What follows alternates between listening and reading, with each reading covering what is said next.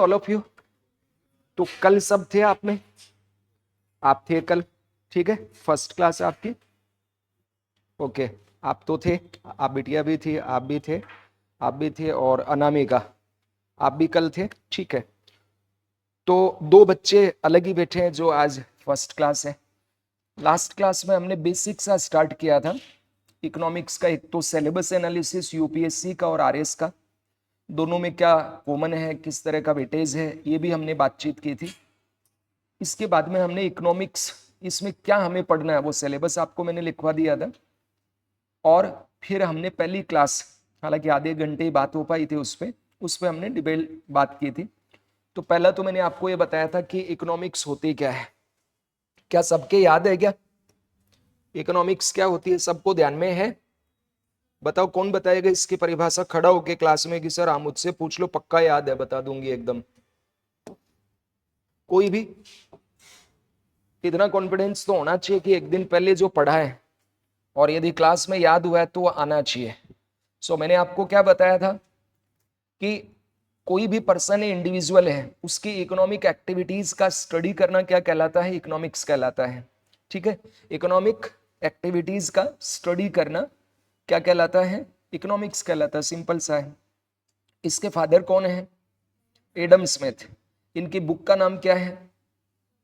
The wealth of Nations. कब आई थी ये? 1776 में, ठीक है। और इसमें इन्होंने इकोनॉमिक्स की परिभाषा क्या दी है?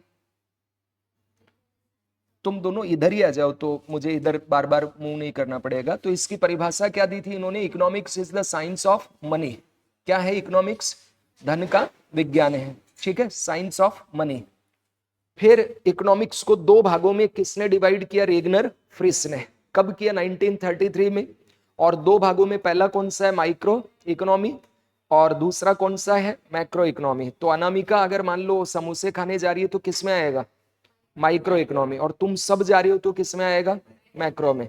तुम्हारी इनकम का अगर स्टडी हो तो किस में आएगा?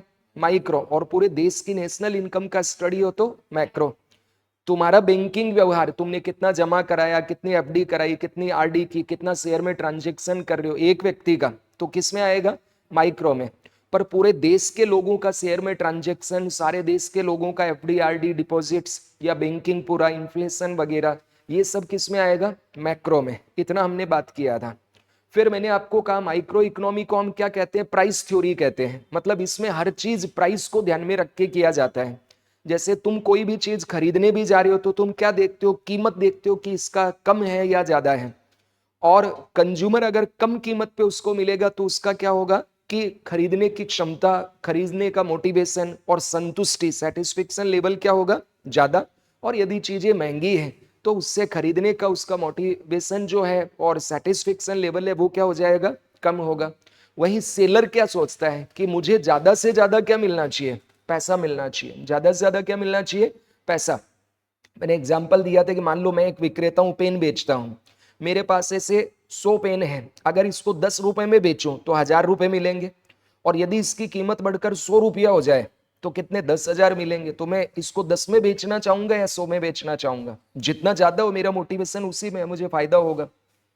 फिर हमने बात की थी आगे इकोनॉमिक्स और इकोनॉमी में क्या अंतर है, यहाँ पे हम बातचीत करके फिर फिनिश कर लिए थे। तो इकोनॉमिक्स जो होती है इट इज थ्योरेटिकल एस्पेक्ट्स, ठीक है। इसमें हम क्या पढ़ते हैं? सिद्धांत पढ़ते हैं। इकोनॉमिक्स के क्या पढ़ते हैं? इसमें सिद्धांतों का अध्ययन किया जाता है।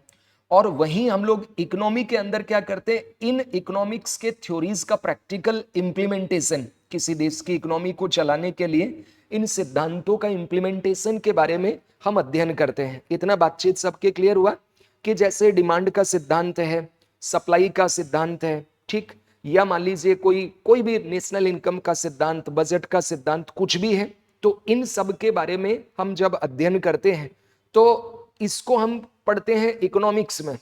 लेकिन अब अगर इन सिद्धांतों को किसी देश की अर्थव्यवस्था के लिए अप्लाई किया जाए तो इसको हम किस में रखते हैं? फिर इकोनॉमी में रखते हैं। किस में रखते हैं? इकोनॉमी में। तो जैसे मान लीजिए एक थ्योरी है कि भाई जेंडर बजट होता है, एक थ्योरी है जीरो बेस बजट होता है, एक है लाइन आइटम बजट होता है, एक है परफॉर्मेंस बजट होता है, एक है आउटकम बजट होता है। तो 5 तरह के बजट हो गए आपके। अब ये तो किस में पढ़ते हैं हम, इकोनॉमिक्स में। हमने सबसे पहले लाइन आइटम बजट अपनाया, 2005 में हमने परफॉर्मेंस बजट अपनाया और ये जेंडर बजटिंग अपनाया। फिर हमने इसके साथ साथ हमने आउटकम बजट अपना लिया। तो ये थ्योरीज तो हमने किस में पढ़ी, इकोनॉमिक्स में, कि भाई ये सिद्धांत है। इसमें तुमने कौन सा अपनाया वो हमारी सरकार की मर्जी है। फिर एक थ्योरी है कैपिटलिस्ट, जैसे एक कौन सी है, कैपिटलिस्ट इकोनॉमी आज पढ़ेंगे। एक है सोशलिस्ट इकोनॉमी, ठीक है। दो तरह का विचारधारा है दुनिया में, एक है कैपिटलिस्ट और दूसरा है सोशलिस्ट। तो रसिया ने और चाइना ने शुरुआत में किसको अपनाया, सोशलिस्ट को, कम्युनिज्म। और America, Britain, France, Japan, Australia, इन्होंने किसको अपनाया, तो कैपिटलिस्ट। भारत ने किसको अपनाया, इन दोनों का मिक्स्ड मॉडल। क्या अपनाया, मिक्स्ड मॉडल, ठीक है। तो कहने का मतलब क्या हो गया कि अब अर्थशास्त्र ने तीन सिद्धांत दिए आपको कि एक कैपिटलिस्ट वाला है, एक सोशलिस्ट वाला है और एक मिक्स्ड वाला है। तुम कौन सा अपना रहे हो। तो मान लो इंडियन इकोनॉमी कैसा है, हमने ये अपनाया, तो अपना क्या है, इंडियन इकोनॉमी नाम लेते ही क्या आएगा कि इट इज मिक्स्ड इकोनॉमी। और चाइनीज इकोनॉमी का नाम आते ही क्या याद आएगा, it is socialist economy. American लेते ही क्या नाम आएगा, इट इज कैपिटलिस्ट इकोनॉमी। इतना बात समझ में आया। तो हम लोग डिस्कस कर रहे थे कि भाई अर्थशास्त्र और अर्थव्यवस्था में क्या डिफरेंस है, यहीं से आज हमें शुरू करना है। तो हम लोग आगे बढ़ेंगे इसमें। तो ये तो हमने देख लिया था सारा कि भाई समष्टि अर्थशास्त्र में क्या क्या आता है। तो मैक्रो इकोनॉमिक्स में जो लार्ज स्केल के ऊपर इकोनॉमिक एक्टिविटीज का स्टडी होता है वो आता है। तो ये तुमने लिख लिया था ना। इसमें मैंने आपको बताया था national income, government budget, fiscal policy, monetary policy, inflation and deflation, फिर exchange rate system, balance of payment, theory of employment and other. तो ये सब लार्ज स्केल पे होता है, पूरे देश के लेवल पे। इसलिए इनको हम क्या बोलते हैं कि ये क्या है, समष्टि अर्थशास्त्र के घटक हैं, ठीक है। अब अगली बात आती है कि भैया एक तो है अपना इकोनॉमिक्स और दूसरा है अपना इकोनॉमी। तो इसके अंदर तो मैंने आपको कहा, तो ये तो क्या है, थ्योरी है। इसमें हम क्या पढ़ते हैं, थ्योरीज पढ़ते हैं। और ये क्या है, इन थ्योरीज का प्रैक्टिकल है। क्या है, थ्योरीज का प्रैक्टिकल है, मतलब इसमें हम सिद्धांतों का स्टडी करते हैं और यहां पे हम इन सिद्धांतों का व्यावहारिक उपयोग करते हैं।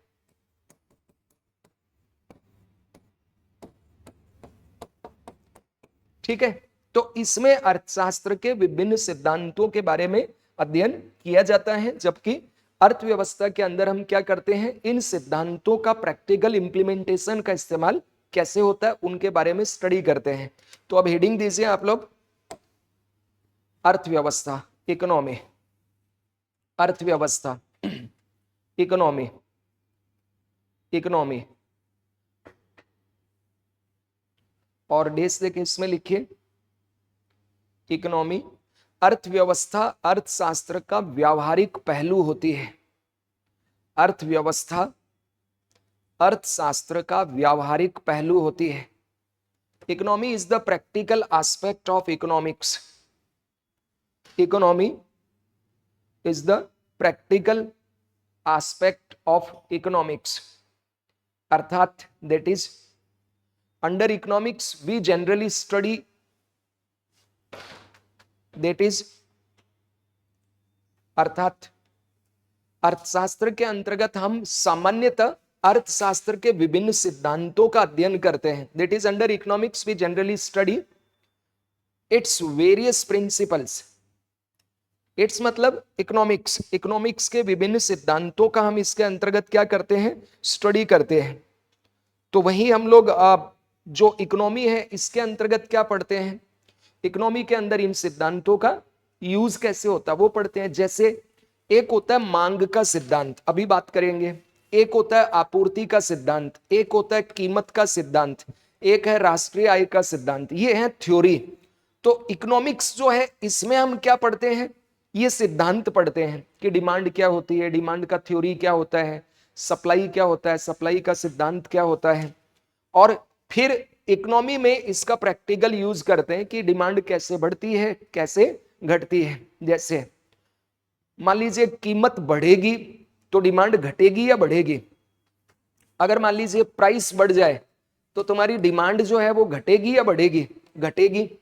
तो ये तो है थ्योरी कि प्राइस बढ़ी डिमांड क्या होगी? घटेगी। और यदि प्राइस घटी तो डिमांड क्या होगी? बढ़ेगी। तो ये तो है अर्थशास्त्र बताता है, ये थ्योरी है। अब यदि मान लो प्राइस बढ़ी हुई है, प्राइस बढ़ी हुई है तो इसको कंट्रोल करना पड़ेगा ना।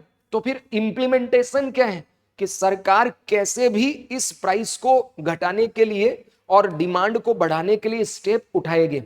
तो प्राइस कंट्रोल करने के लिए आरबीआई तो क्या करता है? स्ट्रॉन्ग मॉनेटरी पॉलिसी लाता है, कठोर मौद्रिक नीति, रेपो रेट बढ़ा देगा, रिवर्स रेपो रेट बढ़ाएगा, एमएसएफ बढ़ाएगा, एसडीएफ बढ़ाएगा। गवर्नमेंट क्या करती है? डायरेक्ट टैक्स बढ़ा देगी, सब्सिडी जो है वो कम कर देगी, तो लोगों की परचेजिंग पावर को कम किया जाएगा, एक बार खरीदने की क्षमता। और जैसे ही लोग खरीदेंगे नहीं तो अपने आप ही क्या हो जाएगी? फिर डिमांड, प्राइस कम होके बढ़ जाएगी। मतलब इस तरह से चलता है ये। जैसे मान लो कि तुम बाजार में गए और किसी वस्तु की डिमांड जो है वो बहुत ज्यादा है, कोई वस्तु है उसका डिमांड क्या है? बहुत ज्यादा है। तो डिमांड ज्यादा होगी तो व्यापारी उसका क्या बढ़ा देगा? प्राइस, कीमत बढ़ाएगा। अब कीमत ज्यादा हो गई तो पहले डिमांड थी, कीमत बढ़ती गई, फिर भी खरीदे, बढ़ती गई तो कुछ आउट हुए, फिर और बढ़ी तो कुछ ने खरीदना बंद किया। बहुत ज्यादा हो गई तो मैक्सिमम लोगों ने खरीदना बंद कर दिया, गरीब लोग तो नहीं खरीद पाएंगे। तो प्राइस ज्यादा हो गई तो लोगों की फिर खरीदने की क्षमता यानी जो डिमांड है ये कम होगी। अब डिमांड ही नहीं है तो डिमांड कम है तो फिर प्राइस को व्यापारी क्या करेगा? कम कर देगा। और जैसे ही प्राइस कम होगी वापस डिमांड बढ़ेगी। तो इसको कहते हैं मार्केट साइकिल। ये क्या है? मार्केट साइकिल है, बाजार चक्र। तो मार्केट जो साइकिल होता है इसमें डिमांड बढ़ी तो प्राइस क्या होगी? इससे बढ़ेगी। और जैसे ही डिमांड घटी तो प्राइस क्या होगी? फिर घटने लगेगी। तो ये चक्र चलता रहता है। अब इसमें ये तो इकोनॉमिक्स में थ्योरी दे दी। तो मान लो अगर प्राइस बढ़ गई है, इसका मतलब कि लोगों के पास डिमांड ज्यादा है, उसके पास पैसा इतना ज्यादा है कि वो महंगी चीज भी खरीद पा रहे हैं। तो आरबीआई क्या कर देगा? रेपो रेट को बढ़ाएगा, एमएसएफ रेट को बढ़ाएगा, ताकि इससे लोगों को सस्ता लोन जो मिल रहा था वो कम होगा। जब लोन ही नहीं मिलेगा तो खरीदेंगे नहीं, तो डिमांड क्या हो जाएगी? कम होगी। और कम होगी तो फिर प्राइस क्या हो जाएगी? कम। अब मान लो प्राइस बहुत कम हो गई, कीमतें बहुत कम हो गई, तो आरबीआई को लगा कि यार कीमत इतनी कम है, ठीक है, बहुत ज्यादा कम, मंदी आने वाली हो गई। तो ऐसी परिस्थिति में फिर आरबीआई क्या करता है? रेपो रेट और इनको क्या कर देगा? घटा देगा। ठीक है, तो ये तो है इम्प्लीमेंटेशन और ये क्या है? थ्योरी है इस तरीके से। तो ये आगे हम लोग देखेंगे, अभी आपके समझ में नहीं आएगा कि रेपो रेट क्या होता है, रिवर्स रेपो रेट क्या है, आरबीआई किस तरह से मॉनेटरी पॉलिसी को जब इंप्लीमेंट करता है तो ये देखता है कब लिबरल लाना है, कब हार्ड मॉनेटरी पॉलिसी लाना है। पर अभी आपको इतना समझ लेना है कि इकोनॉमिक्स जो है ये तो क्या होती है? थ्योरिटिकल एस्पेक्ट है जिसमें हम ये सब थ्योरी पढ़ते हैं, और इन थ्योरी का प्रैक्टिकल जो है वो क्या कहलाता है? इकोनॉमी कहलाता है। इतना क्लियर हुआ सभी के? तो पेरा चेंज करके इसमें आप लोग लिखें, वही अर्थव्यवस्था के तहत, वही अर्थव्यवस्था के तहत, वही अर्थव्यवस्था के तहत किसी देश की, वही अर्थव्यवस्था के तहत किसी देश की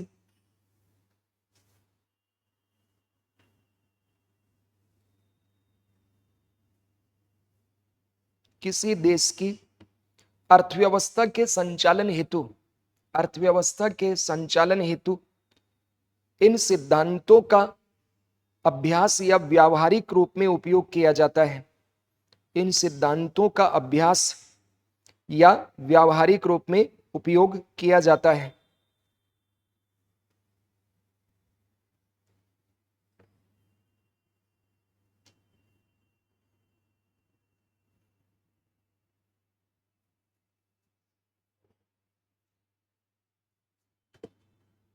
ठीक है, while under economy these principles are implemented or used in practice for the operation of the economy of a country।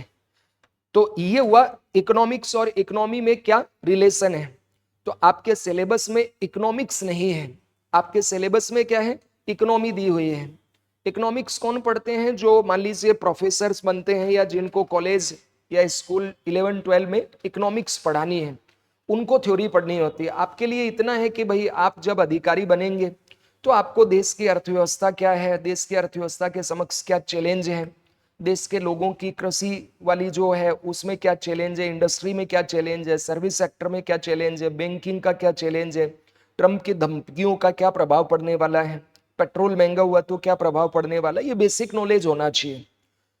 इसलिए आपको इकोनॉमिक्स इसमें पढ़ाया जाता है।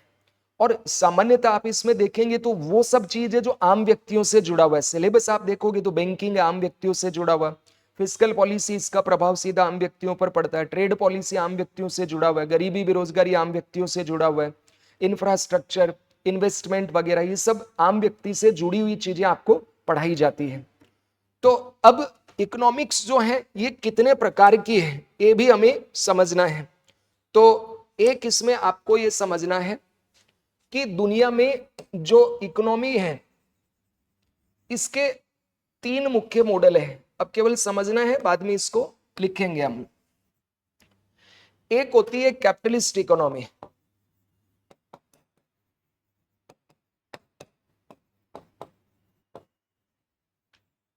दूसरी होती है सोशलिस्ट इकोनॉमी,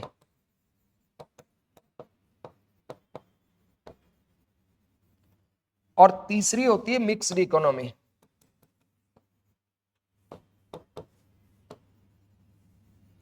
ठीक है, अर्थव्यवस्था के प्रकारों की अगर बात करें तो कितने प्रकार की अर्थव्यवस्था है। एक है मिश्रित अर्थव्यवस्था,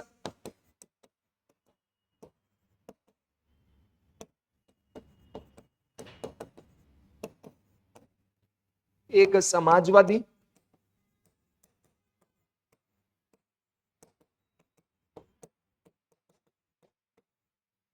और एक है पूंजीवादी।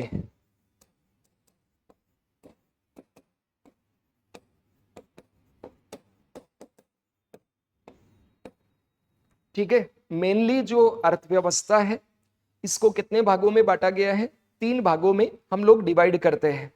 मुख्यतः तो 2 ही होती है, पूंजीवादी या समाजवादी, तीसरा कोई है ही नहीं।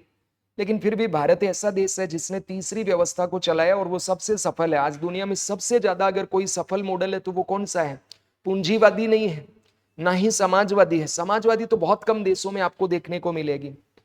इवन चाइना और रूस है, उन्होंने तो अब पूंजीवादी अपना लिया इकोनॉमिक्स में, वहां प्राइवेट सब कंपनियां होती हैं।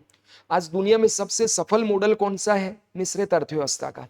तो पहले तो इसकी कुछ बेसिक चीजें अपन देखते हैं तीनों मॉडल का, फिर इसके बारे में डिटेल हम लोग बात करेंगे।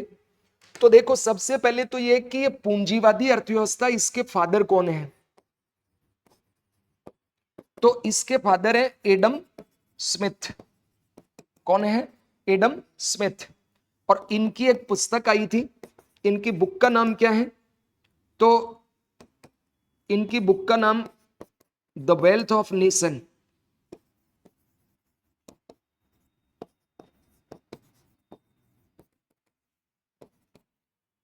ठीक है, और ये जो समाजवादी अर्थव्यवस्था है इसके जनक कौन है, कार्ल मार्क्स। कौन है, कार्ल मार्क्स। जर्मनी के हैं ये, कहां के हैं, जर्मनी के दार्शनिक यानी फिलोसफर थे। और इनकी 2 पुस्तकें हैं, एक तो है दास कैपिटल और दूसरी है कम्युनिस्ट मैनिफेस्टो। कौन सी है, communist manifesto.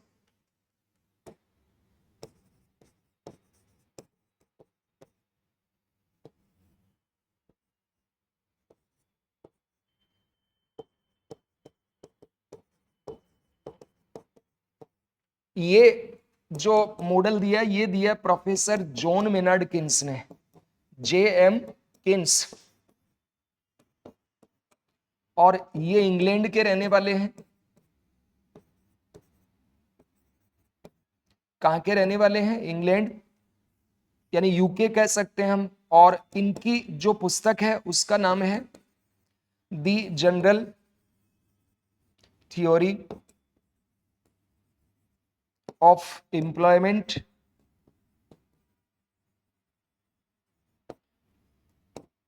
Interest and money. ठीक है, ये बेसिक सी इनकी जानकारी क्या है वो मैंने अभी बताया नहीं है। पहला मैंने आपको क्या बताया, कैपिटलिस्ट इकोनॉमी, ये विचार किसने दिया, प्रोफेसर एडम स्मिथ ने। एडम स्मिथ की पुस्तक का नाम क्या है, द वेल्थ ऑफ नेशन, जो कि कब आई थी, 1776 में। और ये कहां के रहने वाले हैं, स्कॉटलैंड। कहां के हैं ये, स्कॉटलैंड के रहने वाले हैं। ठीक है, यानी ये भी ब्रिटेन के ही है, ग्रेट ब्रिटेन, ये भी ग्रेट ब्रिटेन है इंग्लैंड से। और इनका ये जर्मन दार्शनिक है कार्ल मार्क्स, इनकी पुस्तक का नाम है एक तो दास कैपिटल और दूसरी है कम्युनिस्ट मैनिफेस्टो। फिर मिश्रित अर्थव्यवस्था है, इसके प्रोपाउंडर कौन है, जॉन मेनार्ड किन्स, शॉर्ट में अपन बोलते हैं किन्स, इसलिए इसको बोला जाता है किन्सियन इकोनॉमी। और इनकी पुस्तक का नाम है the general theory of employment interest and money. ठीक है, अब बात ये करते हैं कि ये है क्या। तो इसको समझने के लिए थोड़ा सा बेसिक सी चीजें आपको समझना है। यूरोप जो चल रहा था, तो यूरोप के अंदर एक विचारक हुए रूसो, उन्होंने एक विचारधारा दी थी मानववाद। पॉलिटिकल साइंस के हैं मानववाद, ह्यूमनिज्म। ठीक है, मानववाद। मानववाद का केंद्र बिंदु ये कहता है कि मानव का जो विकास है, मतलब मानववाद ये कहता है कि पूरा विकास का केंद्र बिंदु मानव होना चाहिए। जो भी डेवलपमेंट हो रहा है उसमें सबसे पहले किसका हमें ध्यान में रखना है, मानव का रखना है। और एक मानव को डेवलपमेंट के लिए तीन चीजों की जरूरत है। पहला उसको क्या चाहिए, पहला है उसको स्वतंत्रता चाहिए।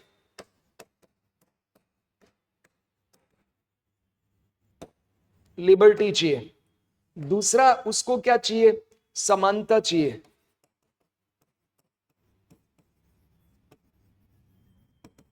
इक्वालिटी चाहिए।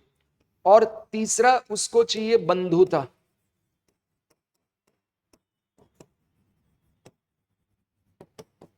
फ्रेटर्निटी।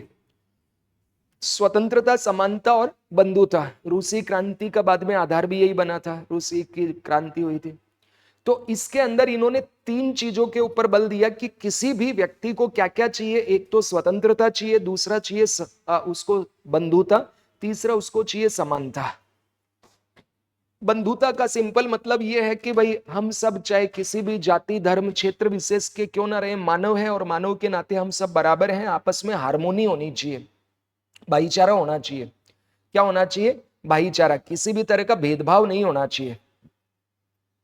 तो इसमें तो किसी को भी दिक्कत नहीं होगी, चाहे वो स्वतंत्रता की बात करे, समानता की बात करे, कोई भी हो, वो सबको इस पर कोई आपत्ति नहीं थी। दिक्कत यह है कि ये स्वतंत्रता और समानता दोनों एक दूसरे के साथ संभव नहीं है। ठीक है, जैसे मान लो कि तुम कार लेके आ रहे हो 1 करोड़ के, ये है, ये मान लो बढ़िया बाइक लेके आ रहा है हार्ले डेविडसन 5 लाख की मोटरसाइकिल है, और ये सब पैदल आ रहे हैं। तुम नए नए जूते पहन के आ रहे हो, ये नए ड्रेस चेंज करके आता है। तुम लोगों का टिफिन आता है, उसमें रोजाना शाही पनीर, कभी काजू की करी, कभी क्या आ रहा है, और इनकी है सूखी रोटी कांदा, ये सब निकल जाता है। अब मैं कहूं कि भाई समानता का अधिकार होना चाहिए, तो मैं क्या करूं, तुम्हारी कार लूं और सब में उसको बेच के और बराबर बराबर बांट दूं, छोटी कार लाके दे दूं, फिर भोजन भी सबका इक्वल कर दूं, तो तब समानता होगी। लेकिन तुम्हारी जो स्वतंत्रता है कि भाई मेरे पैसे हैं, मैं कुछ भी खरीदूं, वो चली जाएगी ना। एक तरफ तुम्हारी स्वतंत्रता थी कि भाई मेरे पास पैसे हैं, मैं कोई सी भी कार के अंदर आऊं, चाहे ओडी में आऊं, चाहे बीएमडब्ल्यू में आऊं, ठीक है, फेरारी लेके आऊं, लेकिन ये समानता नहीं है।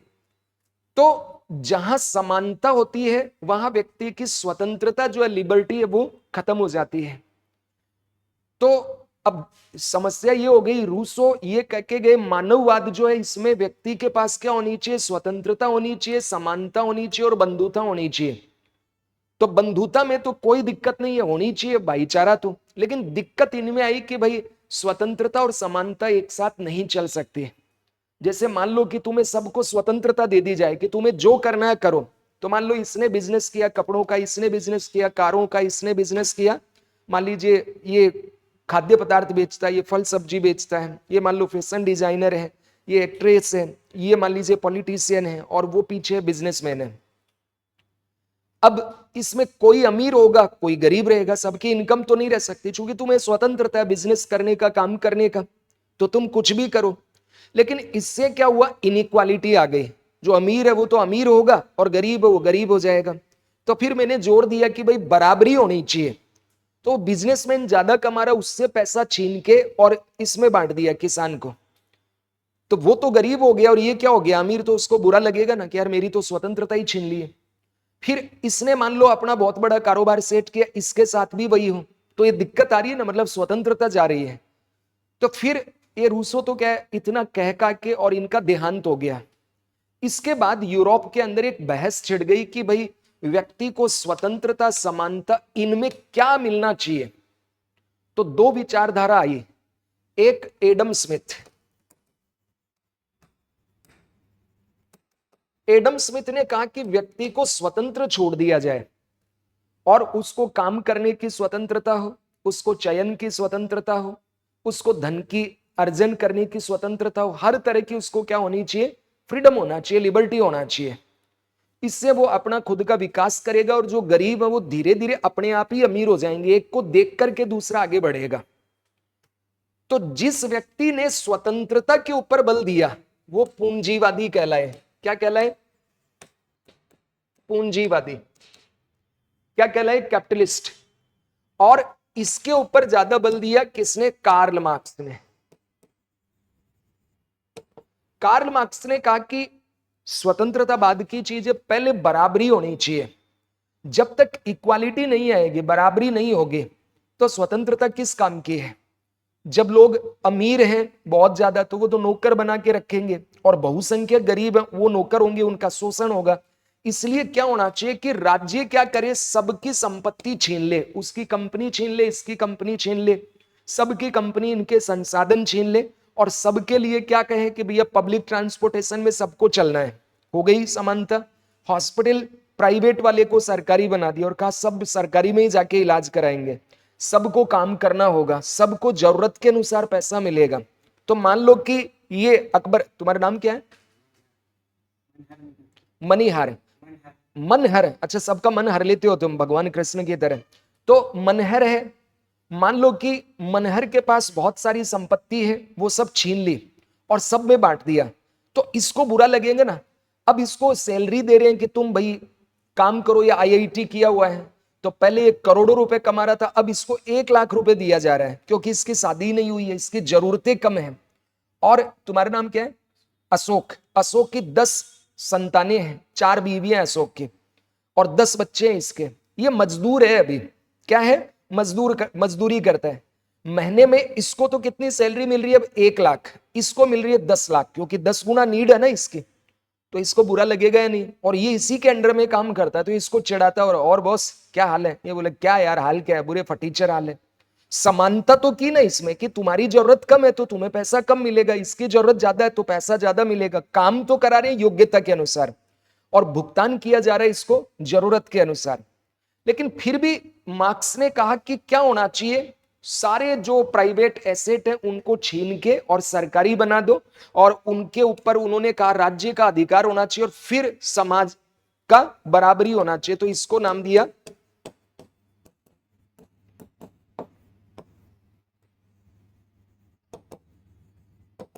सोशलिस्ट इकोनॉमी,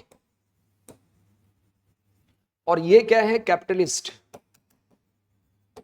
अब समझ में कुछ आया नहीं होगा अभी तक कि सर हौच-पौच सा हो गया, तो अब इसको मैं और आसान कर रहा हूं। तो देखो सीधा सा बातें हैं। पहली है इधर अपनी कैपिटलिस्ट,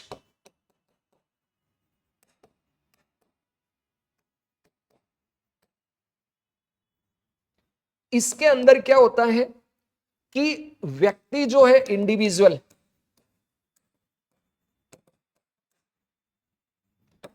इसको स्वतंत्रता होती है। पहली चीज क्या होता है, फ्रीडम होता है किसकी, एक तो काम करने की, कि भैया मैं कौन सा काम करूंगा, मुझे क्या बनना है मैं खुद तय करूंगा, मैं डॉक्टर बनूंगा, इंजीनियर बनूंगा, किसान बनूंगा, क्या करूंगा, कौन सा बिजनेस करूंगा, मुझे इसका स्वतंत्रता है। दूसरा कि मुझे धन अर्जित करने की स्वतंत्रता है, राइट टू प्रॉपर्टी है, कि मुझे क्या है, राइट टू प्रॉपर्टी है। मेरा 1 करोड़ हो, मैं चाहूंगा 10 करोड़ हो, 100 करोड़ हो, 1000 करोड़ हो, ठीक है। जैसे मुकेश अंबानी कितने अमीर हैं, अपन उतने नहीं है, तो उनको राइट है, वरना तो सरकार छीन के बांट देती। फिर तीसरा चीज, इसको जीवन में हर तरह की जीवन की भी स्वतंत्रता है, जीवन में स्वयं के निर्णय लेने की,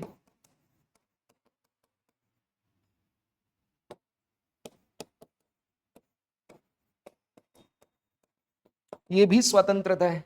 तो पहली फ्रीडम है राइट टू वर्क, ठीक है, कौन सा बिजनेस करना है। फिर राइट टू अर्न प्रॉपर्टी, धन अर्जित करने की स्वतंत्रता। और डिसीजन मेकिंग, इसका भी फ्रीडम है, मुझे हर तरह का फ्रीडम है। दूसरा चीज, जब मान लो कि मुझे काम करने की स्वतंत्रता है, मैं कंपनी खोलूंगा तो कंपनी के कुछ रिसोर्स होंगे ना। तो पूंजीवादी अर्थव्यवस्था वो अर्थव्यवस्था होती है जिसमें व्यक्ति को हर तरह की स्वतंत्रता होती है। और इस प्रकार की अर्थव्यवस्था में उत्पादन के जो साधन है, फैक्टर ऑफ प्रोडक्शन है, उस पर अधिकार किसका होगा, किसी इंडिविजुअल या किसी व्यक्ति यानी उद्योगपति का। तो वह अर्थव्यवस्था पूंजीवादी अर्थव्यवस्था कहलाती है, जिसमें उत्पादन के संसाधनों पर स्वामित्व और नियंत्रण किसका होता है, किसी व्यक्ति का, किसी उद्योगपति का, किसी बिजनेसमैन का, किसी पूंजीपति का। और वो डिसीजन लेता है कि भैया मुझे कौन सा काम करना है जिसमें मुझे प्रॉफिट हो, क्या हो, मुझे प्रॉफिट हो, ठीक है। हर काम के पीछे वो क्या देखता है कि मैं वो काम करूंगा जिसमें मुझे क्या हो, लाभ हो। सब्जी बेचने में लाभ है, सब्जी बेचूंगा। अगर मोटर व्हीकल बनाने में लाभ है, वो बेचूंगा। नमक बेचने में लाभ है, वो बेचूंगा। एरोप्लेन उड़ाने में लाभ है तो एरोप्लेन उड़ाऊंगा। यानी इसके अंदर क्या है कि सारे डिसीजन लेगा कौन, व्यक्ति लेगा। डिसीजन लेने के पीछे आधार क्या है कि मुझे कौन सा काम करने में, कौन सा व्यवसाय करने में प्रॉफिट हो रहा है, मैं वो काम करूंगा। तो पूंजीवादी अर्थव्यवस्था वह अर्थव्यवस्था होती है जिसमें उत्पादन के संसाधनों पर स्वामित्व और नियंत्रण किसका होता है, किसी व्यक्ति का होता है। और वो लाभ कमाने के लिए उन वस्तुओं और सेवाओं का उत्पादन करता है जिसकी डिमांड ज्यादा है, बाजार में लोग जिसको खरीदना चाहते हैं। बात समझ में आया। इसके जनक है एडम स्मिथ, जिनकी पुस्तक का नाम क्या है, वेल्थ ऑफ नेशंस। इसमें इसका प्रतिपादन किया। फिर 3 तरह के प्रश्न तुम्हारे सामने आते हैं। एक पहला प्रश्न है व्हाट टू प्रोड्यूस, क्या उत्पादन करना है। पहला प्रश्न क्या है, क्या उत्पादन करना है, व्हाट टू प्रोड्यूस। दूसरा है कैसे उत्पादन करना है, हाउ टू प्रोड्यूस, कैसे उत्पादन करना है, हाउ टू प्रोड्यूस। और तीसरा है किसके लिए उत्पादन करना है,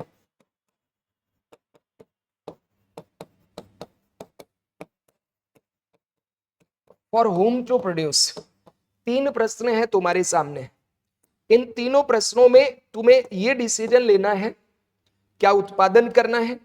तो उत्पादन करने के लिए जैसे मान लो पहली नीड जो है वो है रोटी यानी फूड, दूसरा है कपड़ा, मकान, दवाइयां,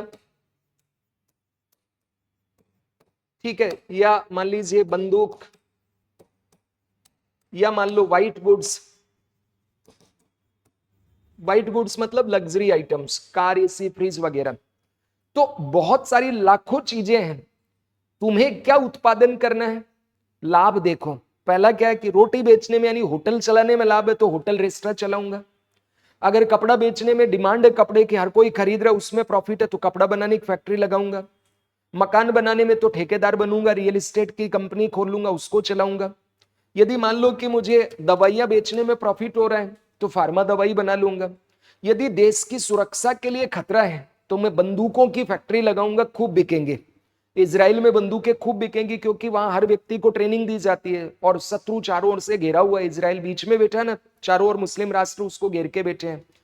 फिर व्हाइट गुड्स, मान लो रोटी भी है, कपड़ा भी है, मकान, सब आत्मनिर्भर हैं, लोग अमीर हैं, अब उनको लग्जरी आइटम चाहिए तो कारें बनेंगी, एसी बनेंगी, ठीक है, इस तरह से। फिर दूसरा अपन को लेना है कि भाई देखो, एक तो है लेबर के थ्रू काम कराओ और दूसरा है कि तुम रोबोट से काम कराओ या मशीनों से काम कराओ। ठीक है, रोबोट्स या मशीनों से काम करवा लो। तो अगर तुम्हारे देश के अंदर बेरोजगारी बहुत ज्यादा है तो तुम किससे उत्पादन कराओगे? लेबर से। और यदि मान लो जापान जैसा देश है जहां लोग काम करने के लिए मिलते ही नहीं है और जनसंख्या लगातार घटती जा रही है, तो वहां तुम उत्पादन किससे कराओगे? रोबोट से, मशीनों से, आर्टिफिशियल इंटेलिजेंस से। तो डिमांड किसकी है वहां? अगर भारत में मान लो कंपनियां पूरा आर्टिफिशियल इंटेलिजेंस ले आए तो दिक्कत हो जाएगी ना। इसलिए यहां ऐसी कंपनी होती है जो लेबर इंटेंसिव मशीन लेके आए, ठीक है, ज्यादा से ज्यादा लोगों से काम करवाए, सरकार उसको प्रमोट करती है। और जिस देश में लोग कम है या लोग नौकरी नहीं करना चाहते, खुद का धंधा चाहते हैं, तो वहां पे क्या होगा? फिर रोबोटिक्स होगा। क्या होगा? रोबोटिक्स। फिर तीसरा, किसके लिए उत्पादन करना है? तो इसमें कई प्रश्न हैं। पहला है गरीब के लिए, फॉर पुअर, कि भैया कुछ कंपनियां आपने देखी होंगी जो सस्ते प्रोडक्ट बनाती हैं। गांव में एप्पल बिकेगा क्या? एप्पल 17 तुम गांव में ले जाओ, कोई नहीं खरीदेगा। या मान लो सैमसंग जेड फोल्ड है 1.5 लाख रुपए का, वो बिक जाएगा क्या? 1.5 लाख में तो 4 फटफटी आ जाए गांव में। तो गांव में चाहिए सस्ता कार्बन का फोन, लावा का फोन, जियोनी फियोनी का फोन, वहां सस्ता खूब बिकेगा। फिर शहर में चाहिए सेल्फी अच्छी होनी चाहिए, लेंस अच्छा होना चाहिए, वहां 4 सिम लगना चाहिए, डीजे जैसा उसका स्पीकर होना चाहिए। भाई किसान है, खेती बाड़ी करता है, गाना सुनता है, उसको फोटो खींच लेना, ज्यादा यही काम है उसका। फिर कुछ कंपनियां होती है जो रिच पीपल को टारगेट करती है, जैसे सैमसंग है, एप्पल है, इनका क्लाइंट वर्ग अलग है। ठीक है, कुछ है जो फीमेल के प्रोडक्ट बनाते हैं। ठीक है, जैसे कुछ कंपनियां हैं, मान लीजिए लायरा है, या मान लीजिए जैसे लोरेल वगैरह है, डव वगैरह है, ये ज्यादातर महिलाओं के प्रोडक्ट बनाती है, क्योंकि इनको जो प्रोडक्ट बेचना वो महिलाओं से ब्यूटी प्रोडक्ट बेचते हैं और ब्यूटी प्रोडक्ट खूब बिकते हैं। छुप छुप के लड़के भी फेयर लवली लगा लेते हैं, तो बेचारे शाहरुख खान को ऐड करना पड़ा, लड़कियों वाली क्रीम और तुम्हारा चेहरा कोलतार जैसा सड़क, तो फिर फेयर एंड हैंडसम लगाओ। ठीक है, ऐसा ऐड आता था ना पहले। तो कहने का मतलब कुछ लोग हैं वो केवल मेल्स के प्रोडक्ट बनाते हैं कि जो पुरुषों के ही काम आएंगे, कुछ गांव के अंदर, कुछ शहर के अंदर। अब ध्यान से समझना ये क्या है, इससे तुम्हें कंसेप्ट क्लियर होगा। पहला प्रश्न है व्हाट टू प्रोड्यूस, दूसरा है हाउ टू प्रोड्यूस, तीसरा है फॉर हुम टू प्रोड्यूस। क्या उत्पादन करें, कैसे उत्पादन करें, किसके लिए उत्पादन करें।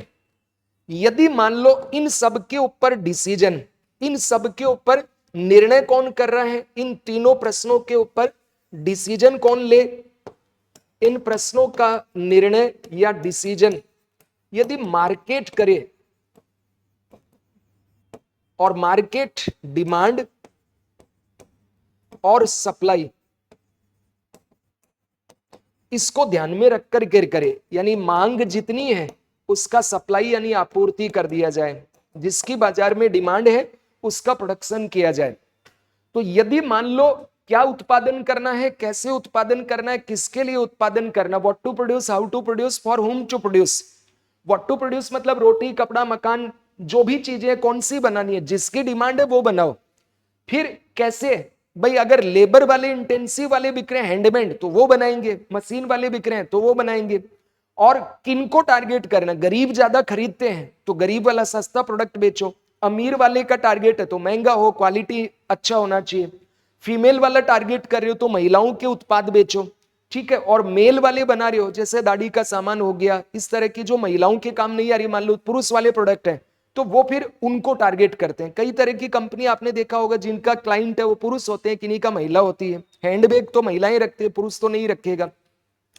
तो ये डिसीजन अगर मान लो बाजार कर रहे हैं, बाजार मतलब कंपनियां, व्यक्ति, इंडिविजुअल, और वो किसको ध्यान में कि बाजार में डिमांड किसकी है उसकी सप्लाई करो। अगर बाजार में रोटी की डिमांड है तो क्या सप्लाई होगी, अगर बाजार में मकान की डिमांड है तो क्या सप्लाई होगी, बोलो। अगर बाजार में बंदूक चाहिए तो किसकी सप्लाई होगी। ठीक है, अगर बाजार में हैंडमेड प्रोडक्ट की डिमांड है तो किसकी सप्लाई होगी। यानी जिसकी डिमांड है बाजार में, जिसको लोग पैसा देके खरीदना चाह रहे हैं, डिमांड मतलब पैसा देके लोग खरीदना चाह रहे हैं, वो चीज बनेगी। तो ये फैसले पूंजीवाद के अंदर बाजार कर सकती है, समाजवाद में व्यक्ति कब कर सकता है?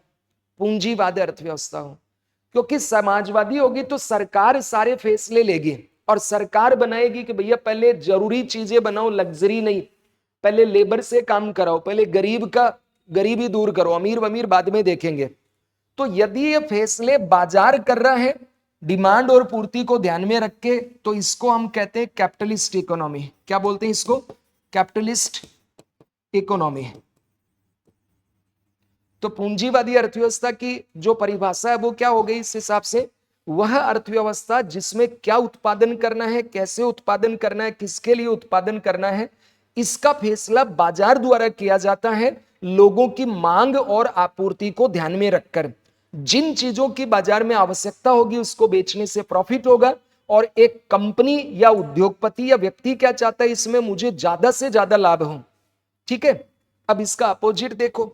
यदि मान लीजिए कि ये सारे के सारे जो फैसले हैं, ये जो डिसीजन है, ये फैसले राज्य करें, ये सब फैसले कौन कर रहा है? स्टेट या राज्य या गवर्नमेंट, कि क्या उत्पादन करना है, कैसे उत्पादन करना है, इसका डिसीजन, इसका निर्णय कौन कर रहा है? राज्य कर रहा है। और राज्य क्या देखता है? डिमांड नहीं, नीड देखता है। वो क्या देखता है? लोगों की नीड्स क्या है, आवश्यकता क्या है, जिसकी आवश्यकता है उसकी सप्लाई करो। क्योंकि इनसे क्या होगा? जिसकी डिमांड है उसकी सप्लाई करोगे तो व्यक्ति को क्या होगा? प्रॉफिट। और जिसकी नीड है, पहले रोटी होनी चाहिए, सबसे पहले गरीब के पास क्या होना चाहिए? खाने के लिए रोटी होना चाहिए, कपड़ा होना चाहिए, फिर मकान होना चाहिए। बंदूक बहुत बड़ी बात है, लग्जरी चीज बाद में देखा जाएगा।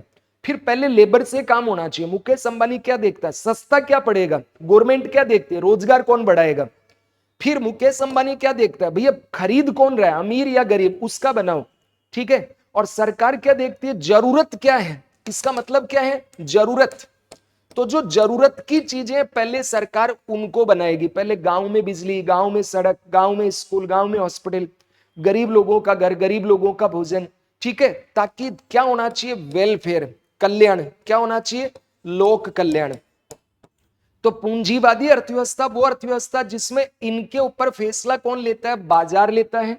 और समाजवादी अर्थव्यवस्था है जिसमें इन तीनों का निर्णय कौन लेता है? गवर्नमेंट या राज्य लेता है। पूंजीवादी अर्थव्यवस्था लाभ कमाने पर बल देती है, जबकि समाजवादी अर्थव्यवस्था कल्याण पर बल देती है। पूंजीवादी अर्थव्यवस्था स्वतंत्रता पर बल देती है, जबकि ये समानता पर बल देती है। इतना बात समझ में आया क्या? अब अगर मान लो तुम्हें तुम्हारी कंपनी छीन करके एक सैलरी दी जाए, या तुमसे जो ज्यादा पैसा वो तुमसे छीन ले और गरीबों में बांट दे, तो तुम्हारा मोटिवेशन क्या होगा? गिरेगा या बढ़ेगा? कम हो जाएगा। तो इस प्रकार की अर्थव्यवस्था में लोगों की काम करने की जो इच्छा शक्ति है वो क्या होगी? कम पाई जाएगी। और इधर क्या है? मुकेश अंबानी सोचता अभी मैं अरबपति हुआ हूं, खरबपति बन जाऊं। ठीक है, इस तरह से वो और ज्यादा एफर्ट करेगा, हर कोई आगे बढ़ने के लिए इसमें काम करेगा। तो सिंपली परिभाषा हो गई कि वह अर्थव्यवस्था जिसमें उत्पादन के संसाधनों पर स्वामित्व और नियंत्रण किसका होता है? किसी व्यक्ति का होता है। और वो लाभ कमाने के लिए उन वस्तुओं का उत्पादन करता है जिसकी बाजार में मांग होती है। और समाजवादी अर्थव्यवस्था में उत्पादन के संसाधनों पर राज्य का स्वामित्व होता है। वो उन वस्तुओं का उत्पादन करता है जिसकी जरूरत होती है, क्योंकि लाभ कमाने के लिए नहीं बल्कि पब्लिक वेलफेयर के लिए काम करता है, कल्याण को बढ़ावा देने के लिए काम करता है। अब यदि मान लो इन दोनों की अच्छी अच्छी चीजें आपस में तुम मिक्स कर दो, तो इसको क्या बोलेंगे? Mixed economy. इसको क्या बोलोगे? मिश्रित अर्थव्यवस्था। जैसे इधर क्या है? समानता, इधर है स्वतंत्रता। तो भारत में समानता पे भी बल देते हैं, स्वतंत्रता पे भी बल देते हैं। फिर इसमें सरकारी कंपनी होंगी, इसमें प्राइवेट कंपनी होंगी। भारत में सरकारी भी है, प्राइवेट भी है। एसएमएस गवर्नमेंट है, और बाकी मैक्स है, अपोलो फोर्टिस है, वो प्राइवेट हॉस्पिटल है। राजस्थान की परिवहन वाली बस सरकारी है और प्राइवेट बस भी होती है। फिर मान लीजिए टेलीफोन बीएसएनएल सरकारी है, जियो एयरटेल वोडाफोन आइडिया वो प्राइवेट है। तो दोनों है ना अपने में। तो गवर्नमेंट समानता पे बल दे रही है, सस्ता है, फ्री है। और इधर क्या है? ये पैसा लेता है, तो स्वतंत्रता पे बल देता है। अब जिसको जो चाहिए वो ले लो आराम से। तो अपने देश के अंदर क्या आ गई? मिश्रित अर्थव्यवस्था आ गई। तो हेडिंग दीजिए types of economy. Types of economy, अर्थव्यवस्था के प्रकार, अर्थव्यवस्था के प्रकार, टाइप्स ऑफ इकोनॉमी, अर्थव्यवस्था के प्रकार, टाइप्स ऑफ इकोनॉमी। पहला लिखिए पूंजीवादी अर्थव्यवस्था, कैपिटलिस्ट इकोनॉमी। दूसरा लिखिए सोशलिस्ट इकोनॉमी,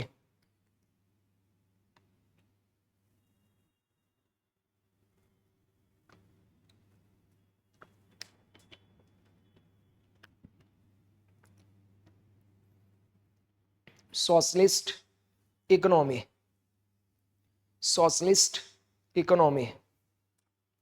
और तीसरा लिखिए मिश्रित अर्थव्यवस्था, मिश्रित अर्थव्यवस्था, मिश्रित अर्थव्यवस्था या मिक्स्ड इकोनॉमी। अब पूंजीवादी अर्थव्यवस्था में क्या बताया मैंने, वह अर्थव्यवस्था जिसमें उत्पादन के संसाधनों पर स्वामित्व और नियंत्रण किसका होगा, व्यक्ति का, उद्योगपति का, प्राइवेट पर्सन का। किस पर बल देंगे, कल्याण पर या लाभ पर, लाभ कमाने पर। किसका उत्पादन करेंगे, जिसकी आवश्यकता है या जिसकी डिमांड है, जिसकी डिमांड है। देखो आवश्यकता तो तुम्हारी हो सकती है, तुम्हें भूख लग रही हो, लेकिन अगर तुम्हारे जेब में पैसा नहीं है तो तुम डिमांड नहीं कर सकते, क्योंकि डिमांड करने के लिए एक तो तुम्हारी विल पावर चाहिए कि मुझे भूख लग रही है तो जाके रोटी खा लूं, और कुछ पॉकेट में पैसे उसको खर्च करने की इच्छा होनी चाहिए, लेकिन ये तुम्हारी नहीं है। तो क्या पूंजीवादी अर्थव्यवस्था में रोटी मिल पाएगी क्या? लेकिन समाजवादी होगी तो वहां तो गवर्नमेंट देगी, आपको फ्री में देगी, सब जाओ भोजन करो आराम से। तो पूंजीवादी अर्थव्यवस्था लाभ कमाने पर बल देती है, जबकि समाजवादी अर्थव्यवस्था किस पर बल देती है, ये कल्याण पर बल देती है। क्योंकि यहाँ उत्पादन के जितने भी संसाधन है, यानी सारी कंपनियां, लैंड, लेबर, वेज, इंटरेस्ट, सब जो भी चीजें हैं ये सारे गवर्नमेंट के हैं। ये वेलफेयर को प्रमोट करती है, ये प्रॉफिट को प्रमोट करती है, और ये इन दोनों का मिश्रण है, यानी प्रॉफिट और वेलफेयर दोनों पे बल देती है। तो पहला हेडिंग दीजिए पूंजीवादी अर्थव्यवस्था, पूंजीवादी अर्थव्यवस्था, कैपिटलिस्ट इकोनॉमी, पूंजीवादी अर्थव्यवस्था। अब देखो ध्यान से एक बार, मैंने क्या लिखा है सामने, वह आर्थिक प्रणाली जिसमें उत्पादन के संसाधनों पर स्वामित्व, ओनरशिप और नियंत्रण, कंट्रोल व्यक्ति विशेष या उद्योगपति के पास होता है। तो उत्पादन के संसाधन का मतलब कंपनियां जो हो गई, रिसोर्स वगैरह जो हो गए, इनका मालिक कौन है, मुकेश अंबानी है, ठीक है, या मान लीजिए गोदरेज है, या मान लीजिए टाटा है, या मान लीजिए अडानी है, यानी जो पूंजीपति है, ठीक है। और ये अधिकतम लाभ कमाने के लिए उन वस्तुओं या सेवाओं का उत्पादन करते हैं जिसकी बाजार में क्या होती है, डिमांड होती है। इतना बात समझे। तो an economic system in which the ownership and control of the resources of production is with the individual or industrialist, and they produce only those goods and services which are demanded in the market to earn maximum profit। क्या बात समझ में आ गया? तो note कीजिए इसकी परिभाषा, पूंजीवादी अर्थव्यवस्था, पूंजीवादी अर्थव्यवस्था वह आर्थिक प्रणाली, वह आर्थिक प्रणाली, पूंजीवादी अर्थव्यवस्था, और देश देके लिखे, वह आर्थिक प्रणाली जिसमें उत्पादन के संसाधनों पर स्वामित्व तथा नियंत्रण, जिसमें उत्पादन के संसाधनों पर स्वामित्व तथा नियंत्रण व्यक्ति विशेष का होता है, व्यक्ति विशेष या उद्योगपतियों का होता है। An economic system in which the ownership and control of the resources of production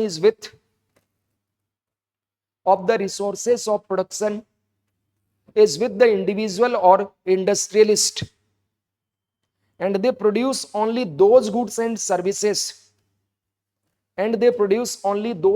and services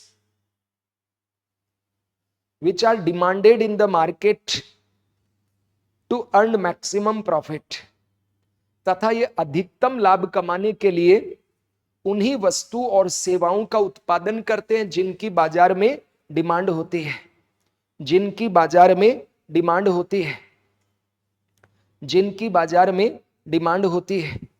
ठीक है, तो पूंजीवादी अर्थव्यवस्था मतलब जिस अर्थव्यवस्था में उत्पादन के संसाधन मतलब कंपनियों पर मालिकाना हक किसका होगा, सरकार का या प्राइवेट व्यक्ति का?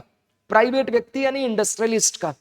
और ये किन वस्तुओं का उत्पादन करेंगे जिसकी बाजार में डिमांड है ताकि इनको लाभ हो सके। भाई तुम खुद भी एक रेशनल व्यक्ति हो, तुम मान लो बाजार में तुम्हें निवेश करना है, तुम्हारे पास 4 चीजें हैं, आटे की फैक्ट्री लगा लो, सब्जी बेच लो, कपड़ा की दुकान खोल लो, मोबाइल की दुकान खोल लो। अब तुमने सर्वे किया कि ना तो मोबाइल बिक रहा है, ना कपड़ा बिक रहा है, ना सब्जी बिक रही है, आटा खूब डिमांड में है, तो तुम आटे की फैक्ट्री खोलो, खूब लाभ होगा। भले ही उसमें तुम्हें गंदा होना पड़ रहा है, उससे फर्क नहीं पड़ता, क्योंकि यहां पैसा चाहिए। मुकेश अंबानी सब्जी भी बेचते हैं रिलायंस फ्रेश में, टाटा नमक भी बेचता है, और टाटा जो है वो सुई भी बेचता है, और एरोप्लेन भी चलाता है, और चिप बनाता है, और आजकल तो एयरबस के साथ मिलकर के चॉपर भी बना रहे हैं। तो टाटा की 105 प्रकार की कंपनियां हर चीज बनाता है, क्योंकि सबकी डिमांड है ताकि उसको लाभ हो सके। बात समझ में आया? तो पूंजीवादी अर्थव्यवस्था जो है, इसमें उत्पादन के संसाधनों पर स्वामित्व और नियंत्रण किसका होता है? तो उत्पादन के संसाधनों पर स्वामित्व और नियंत्रण इसमें किसका होगा? तो व्यक्ति विशेष का या उद्योगपति का। फिर लिखिए फादर कौन है इसके, तो लिखिए Adam Smith, father of capitalist economy, पूंजीवादी अर्थव्यवस्था के जनक, पूंजीवादी अर्थव्यवस्था के जनक एडम स्मिथ है। एडम स्मिथ है, father of capitalist economy is Adam Smith. और इनकी पुस्तक का नाम क्या है? तो इनकी पुस्तक का नाम है द वेल्थ ऑफ नेशंस। क्या नाम है? The wealth of Nations. इनकी पुस्तक का नाम क्या है? The wealth of Nations. ठीक है, तो इनकी बुक का नाम है द वेल्थ ऑफ नेशंस, और लेखक कौन है? Adam Smith. तो मिस्टर एडम स्मिथ है, ये अर्थशास्त्र के जनक कहलाते हैं, साथ ही साथ पूंजीवादी अर्थव्यवस्था के भी जनक हैं। इनकी पुस्तक जो है ये अर्थशास्त्र पर लिखी हुई पहली टेक्स्ट है, फर्स्ट बुक है।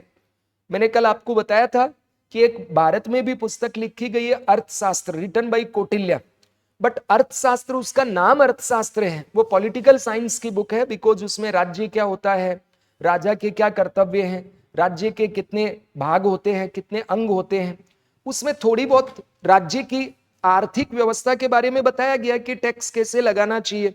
ठीक है, जैसे उसमें कहा गया है कि भाई टैक्स ऐसे लगाना चाहिए जैसे पेड़ से फल गिरते हैं। पेड़ से फल कब गिरते हैं? जब पक जाते हैं। तो पके हुए फल गिरते हैं तो पेड़ को दर्द होता है क्या? वो तो खुद गिराना चाहता है ताकि उग के पेड़ बन जाए। लेकिन कच्चे फल तोड़ोगे पत्थर मार के तो दर्द होगा ना। तो टैक्स का नियम क्या है? व्यक्ति की इच्छा पे छोड़ दो कि अगर उसको लग रहा है कि मेरी इतनी आय है मैं टैक्स दूं तो वो दे, नहीं दे तो मत लो। जबरदस्ती नहीं होना चाहिए। क्या ये आज चल सकेगा कि अगर भारतीयों को ये कहा जाए कि तुम अपनी इच्छा से टैक्स दो तो कोई ना दे? तो टैक्स खूब चोरी होती है। बात समझे? अब दूसरा अपना आता है समाजवादी अर्थव्यवस्था। अच्छा, एक चीज हमें और जानना है कि ये जो पूंजीवादी अर्थव्यवस्था, इसके क्या तो गुण हैं और क्या इसके दोष हैं। ठीक है, पूंजीवादी अर्थव्यवस्था के क्या क्या तो गुण हैं और क्या इसके दोष है। तो एक बार देखो जरा इसके गुण और दोष। पूंजीवादी अर्थव्यवस्था में एक तो नई तकनीक और प्रतिस्पर्धा के कारण उत्पादन और कुशलता ज्यादा बढ़ेगी। भाई देखो ऐसा है, तुम मान लो जितने भी लोग हो, तुम सबको मैं ये फ्री कर दूं कि भैया तुम जो चाहे वो तकनीक लगाओ, जो चाहे वो मशीन लगाओ, जो चाहे वो क्षेत्र में काम करो। तो तुम कोई अमेरिका से तकनीक लाएगा, कोई जापान से तकनीक लाएगा, कोई चाइना की तकनीक लाएगा। और अगर मान लो राज्य की अर्थव्यवस्था होती तो सरकार जो तकनीक देती वही तकनीक होती ना, एक ही। लेकिन इसने सोचा नहीं, चाइनीज नहीं लाऊंगे, बेकार होती है, तो अमेरिका के लिए ये जापान का लाया, इसने चीन, ये सिंगापुर, ये जर्मनी, ये इटली, ये यूके, वो फ्रांस। 10 तरह की टेक्नोलॉजी से प्रोडक्ट बनेगा। तो नई तकनीक आएगी और फिर प्रतिस्पर्धा होगी। ये करोड़पति बना पहला, तो इसके लगा यार ये कल का बच्चा है, करोड़पति बन गया, देख अब मैं इसको पीछे छोड़ूंगा तो ये और मेहनत करेगा ना। फिर इसको, अरे ये तो छोटे बच्चे हैं और ये यूपी वाले हैं, मैं तो मुंबई का हूं, ये यूपी जैसे गरीब राज्य का, मैं देखो इसको पीछे छोड़ता हूं, इनको भनक लगी ये आ रहा है तो ये और करेंगे। तो कंपटीशन के कारण तुम क्या करोगे? उत्पादन ज्यादा करोगे। तो increasing production capacity and efficiency due to state of the art technology and competition. State of art का मतलब क्या होता है? स्टेट ऑफ आर्ट टेक्नोलॉजी का मतलब होता है आज के समय दुनिया की बेस्ट।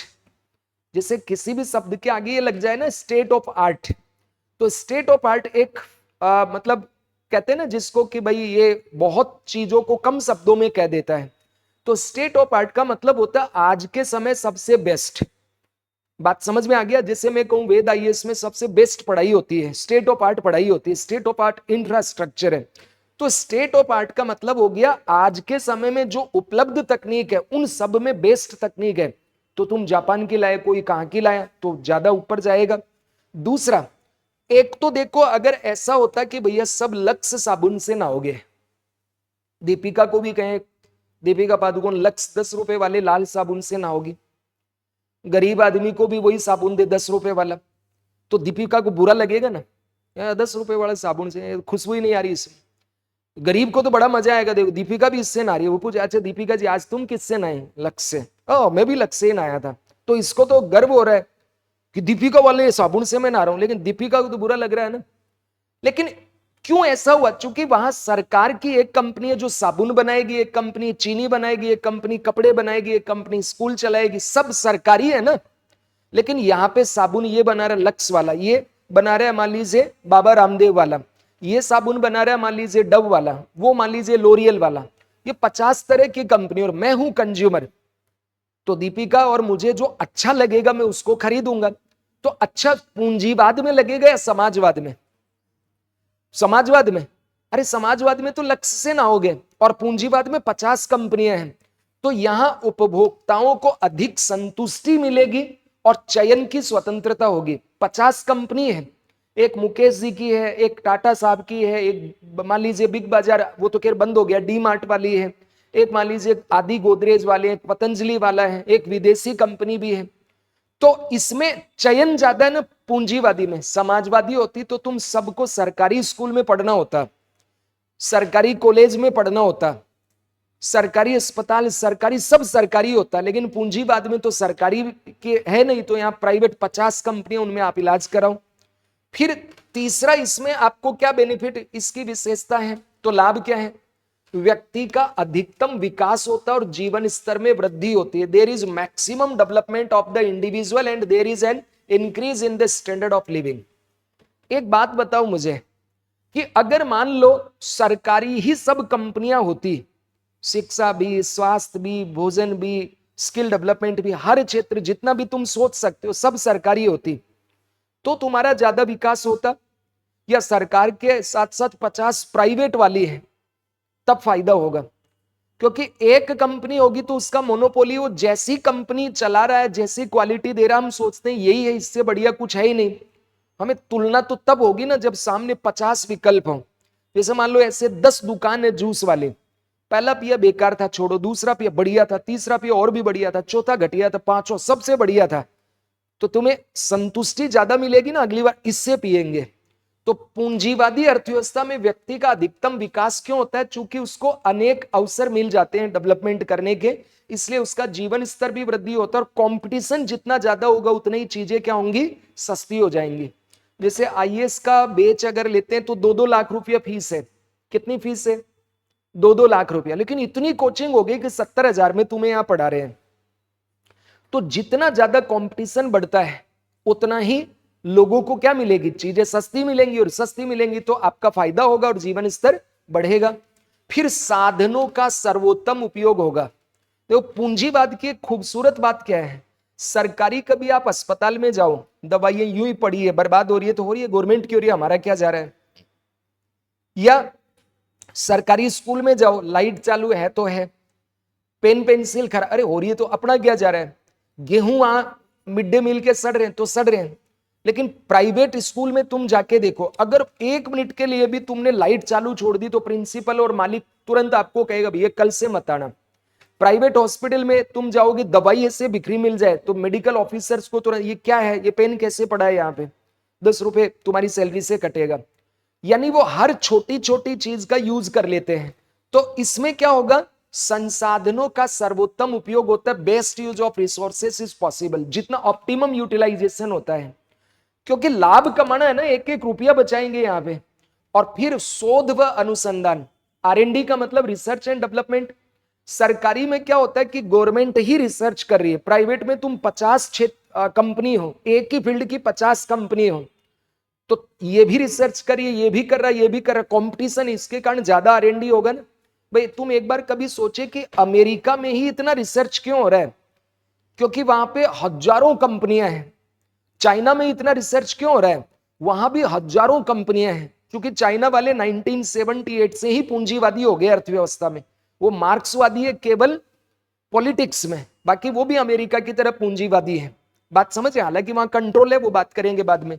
तो यहां रिसर्च एंड डेवलपमेंट के कारण तकनीकी प्रगति बढ़ती है, इसीलिए Japan, Germany, France, Italy, UK, Australia, Singapore, Canada, USA, ये सब डेवलप्ड है, आरएनडी बहुत ज्यादा होती है। और अपने देश में आप देखो 90 के दशक से पहले जब हम समाजवाद की ओर झुके हुए थे, तो हमारे देश में इतना ज्यादा आरएनडी नहीं होता था, सब कुछ बाबा आदम के जमाने का था। तो ये इसका फायदा है। फिर प्रतिस्पर्धा जितनी होगी उतनी ही वस्तु की कीमत क्या होगी, कम। मान लो कि एक कंपनी आई, उसने ईवी कार, इलेक्ट्रॉनिक व्हीकल जब शुरू शुरू में भारत में लॉन्च हुई थी, तो किया की कार की कीमत थी 76 लाख। फिर टाटा लेके आया नेक्सॉन, उसने 18 लाख में, तो मार्केट में नेक्सॉन ही नेक्सॉन उतरा, इसने अपनी कीमत गिरा के कर दी 36 लाख, अपने आप ही कम हुआ। फिर इसने पंच, ये 6 लाख रुपए में ले आया, इसने 6 लाख लाया, तो किया भी फिर लेके आया 18 लाख में, मतलब अपने आप कीमतें कम हो रही है। फिर एमजी आ गया, विंडसर लेके आया, ठीक है, 9 लाख में, बड़ी चौड़ी कर दिया। फिर बीएमडब्ल्यू आ गया, तो टाटा हेरियर लेके आ गया कि भैया और भी बड़ी लो, 21 लाख में। तो कहने का मतलब है जितनी ज्यादा कंपटीशन होगी, क्योंकि इसमें कंपनियां ज्यादा होती हैं, इसलिए ज्यादा से ज्यादा यहां क्या होंगी, कंपटीशन होगा। तो हेडिंग दीजिए पूंजीवादी अर्थव्यवस्था के लाभ। पहले हेडिंग दे दीजिए पूंजीवादी अर्थव्यवस्था के लाभ है, merits of capitalist economy, merits of capitalist economy, पूंजीवादी अर्थव्यवस्था के लाभ, पूंजीवादी अर्थव्यवस्था के लाभ, merits of capitalist economy, merits of capitalist economy. और डेस देके पहला पॉइंट लिखिए इसमें,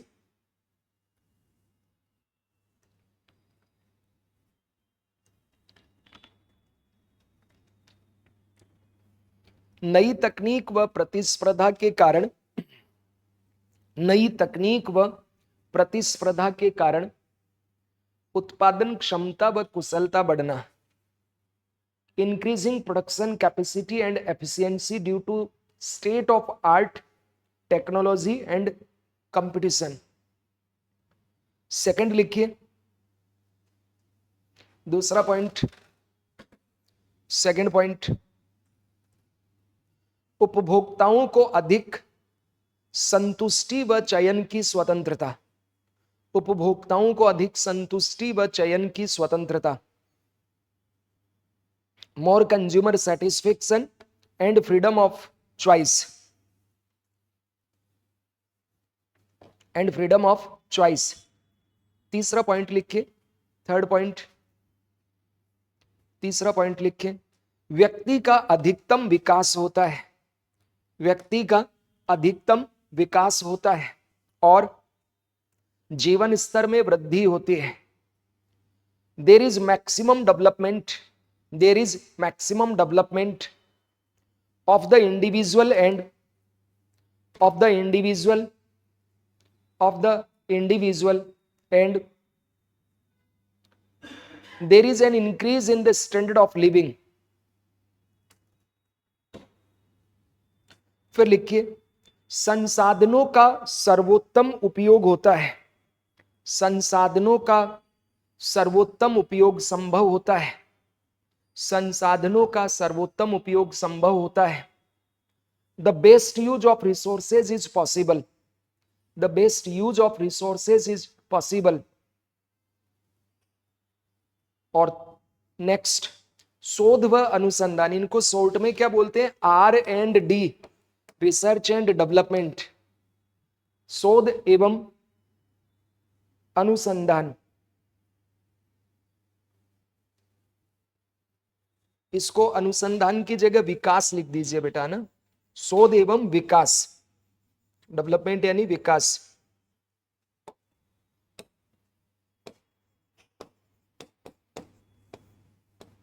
के कारण तकनीकी प्रगति बढ़ती है, technological progress increase due to research and development.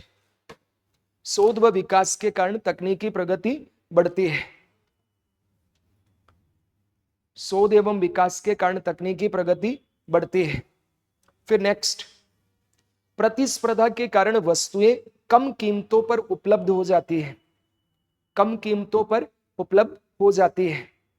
Due to competition goods and services available, goods and services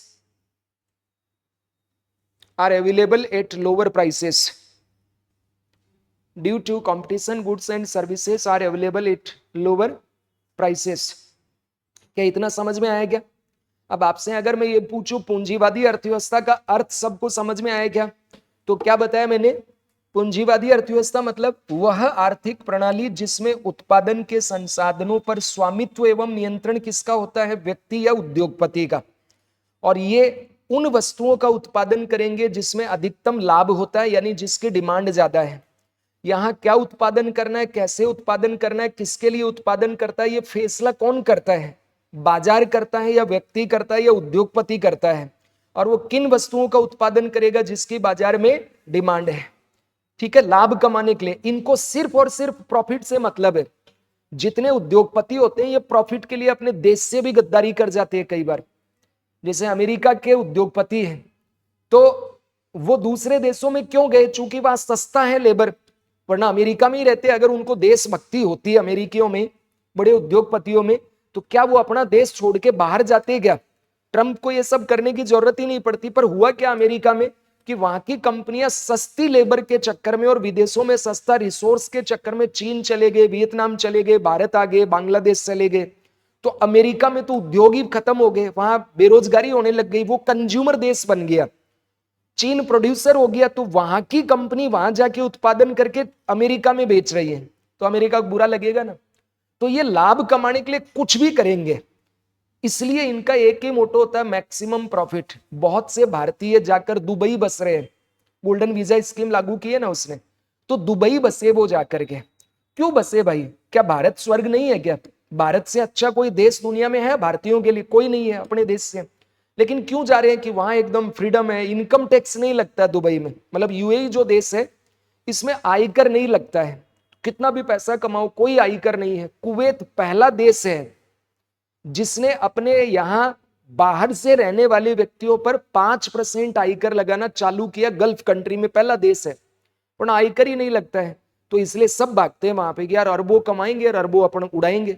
अरे भाई देश से कमा रहे हो, देश पे खर्च कर दो टैक्स के तौर पे, तो अपना भी देश मान बन जाएगा। पर उद्योगपति जब बड़ा हो जाता है तो देश उसके लिए छोटा रह जाता है, ये बात है। खैर, अब क्या इसके फायदे ही फायदे हैं क्या? इसके नुकसान भी हैं बहुत सारे। तो क्या क्या चैलेंज है जरा देखो एक बार।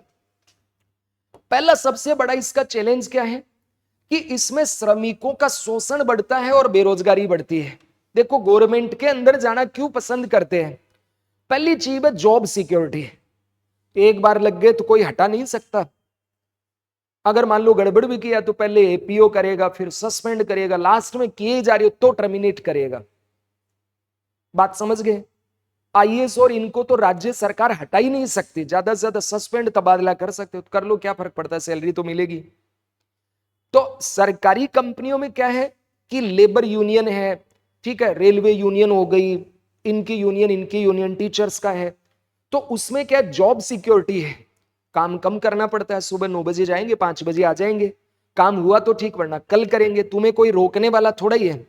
लेकिन प्राइवेट में मान लो जैसे मैं यहाँ पढ़ाने आया और तुमसे कोई पूछे सर कैसा पढ़ाते हैं, और तुमने कहा सर बहुत घटिया पढ़ाते हैं, तो कल मुझे कहेंगे सर घर पे जाओ, बोरिया बिस्तर समेटो, अपनी कार में आए थे कार से वापस जाओ, कल आना मत।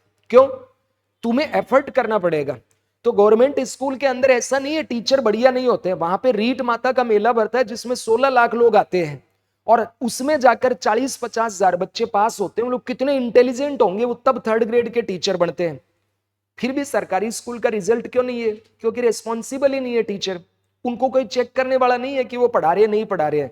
लेकिन प्राइवेट के अंदर जो पैसा लगा रहा है ना, वो देखता है कि भैया टीचर टाइम पे आए, मेहनत करे, पढ़ाए, नवाचार करे, तब जाके उसकी स्थायी है। तो इसके कारण क्या यहाँ श्रमिकों का शोषण बढ़ता है। जैसे सैलरी कम है, ओवर टाइम काम है। प्राइवेट स्कूल के अंदर टीचर्स को गांव में मिलते हैं 5,000, 2,000, 10,000, बड़े से बड़ा टीचर है 20-25,000।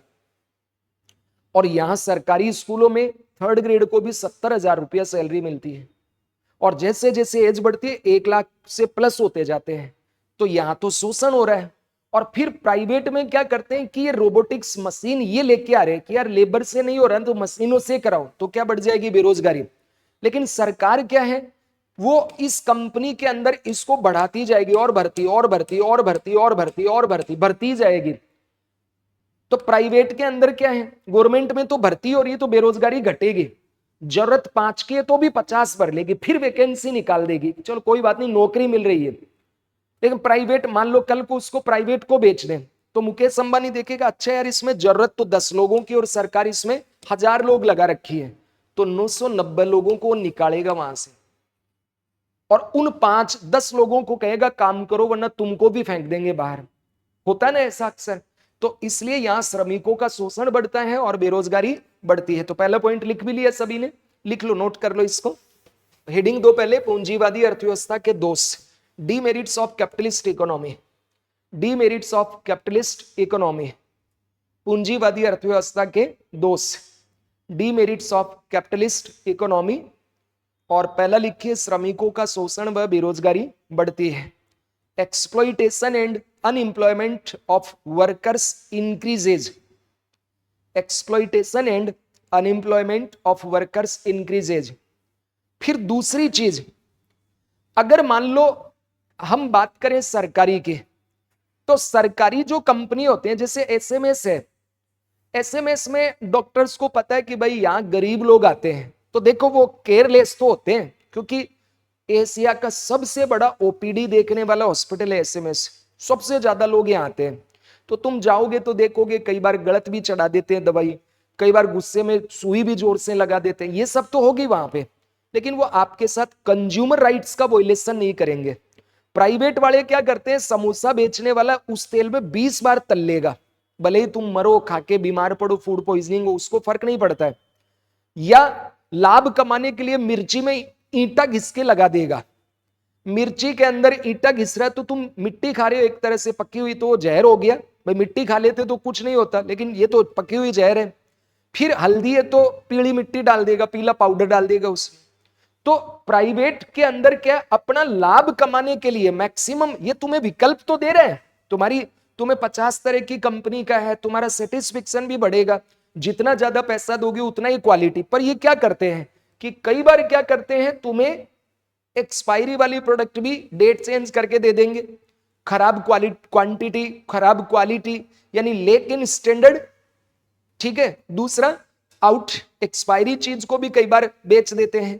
तो ये इससे क्या होता है, कंज्यूमर राइट्स का बहुत ज्यादा हनन होता है, जैसे मिलावट होना, क्वालिटी अडल्ट्रेशन या कालाबाजारी, ब्लैक मार्केटिंग करना या मुद्रास्फीति आदि से नुकसान हो सकता है। तो सेकंड पॉइंट लिखिए।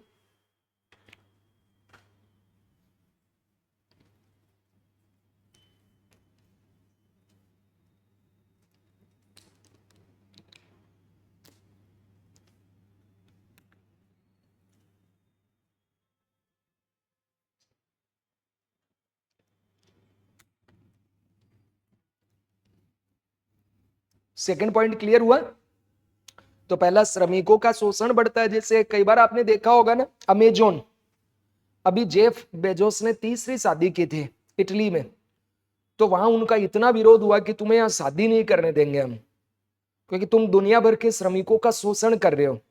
अब अमेजोन दुनिया की सबसे बड़ी ई कॉमर्स कंपनी है, लेकिन उसके अंदर होता क्या है, जो पैकिंग करने वाले हैं ना, बड़े बड़े उनके स्टोर होते हैं, जो डिलीवरी स्टोर होते हैं ना इनके, बड़े बड़े होते हैं टीन शेड में, 10-10 घंटे काम कराते हैं बॉक्स पैक करने का, दिन भर वहीं लाइट में बैठे रहना, 10,000 रुपए मिल रहे हैं। वो कोई सैलरी है क्या? 10,000 रुपए में जयपुर में क्या होता है भाई? लेकिन काम करा रहा है वो, दादागिरी है उसकी। तो श्रमिकों का शोषण है, इसलिए कई बार अमेजोन का बाइकआउट होता है। पर कर क्या सकता है वो? उबेर के कई बार विरोध होता है कि हमारे जो ड्राइवर्स हैं इनका शोषण हो रहा है, कि इनकी कार, इनका ड्राइवरी, बैकबोन दर्द कर रहा है, घुटने दर्द कर रहे हैं, पोल्यूशन जा रहा है मुंह में, लेकिन इनको कितना मिलता है? बहुत कम मिलता है। तो कई बार विरोध करते हैं, पर फिर इनके पास विकल्प नहीं है। तो ये एक बहुत ज्यादा दिक्कत है। फिर सामाजिक असुरक्षा और रोजगार की अनिश्चितता। देखो, सरकारी नौकरी में सबसे बड़ा फायदा क्या है? Job security. दूसरा फायदा क्या है? सोशल सिक्योरिटी, कि तुम रिटायर्ड होगे तो तुम्हें पेंशन मिलेगी। हम क्यों जाते हैं सरकारी में? कि भैया एक तो हमें नौकरी लगने और रिटायरमेंट तक कोई हटाएगा नहीं, दूसरा रिटायरमेंट के बाद हमें पेंशन मिलेगी। कौन सी प्राइवेट कंपनी है जो पेंशन देती है? और प्राइवेट कंपनी में तो यह है कि अगर तुम्हारा जैसे प्रेगनेंसी जब होती है मदर की, डिलीवरी का समय, उससे पहले गर्भावस्था, तो ये नियम है कि 6 महीने तक पेड लीव देंगे। तो बड़ी कॉर्पोरेट कंपनियां तो फिर भी देती हैं। छोटी कंपनियां क्या करती हैं? महिला को परेशान करना चालू कर देती है। जैसे उनको लगा बेबी बम्प आ रहा है, मतलब प्रेग्नेंट है, या वो बता ही देगी।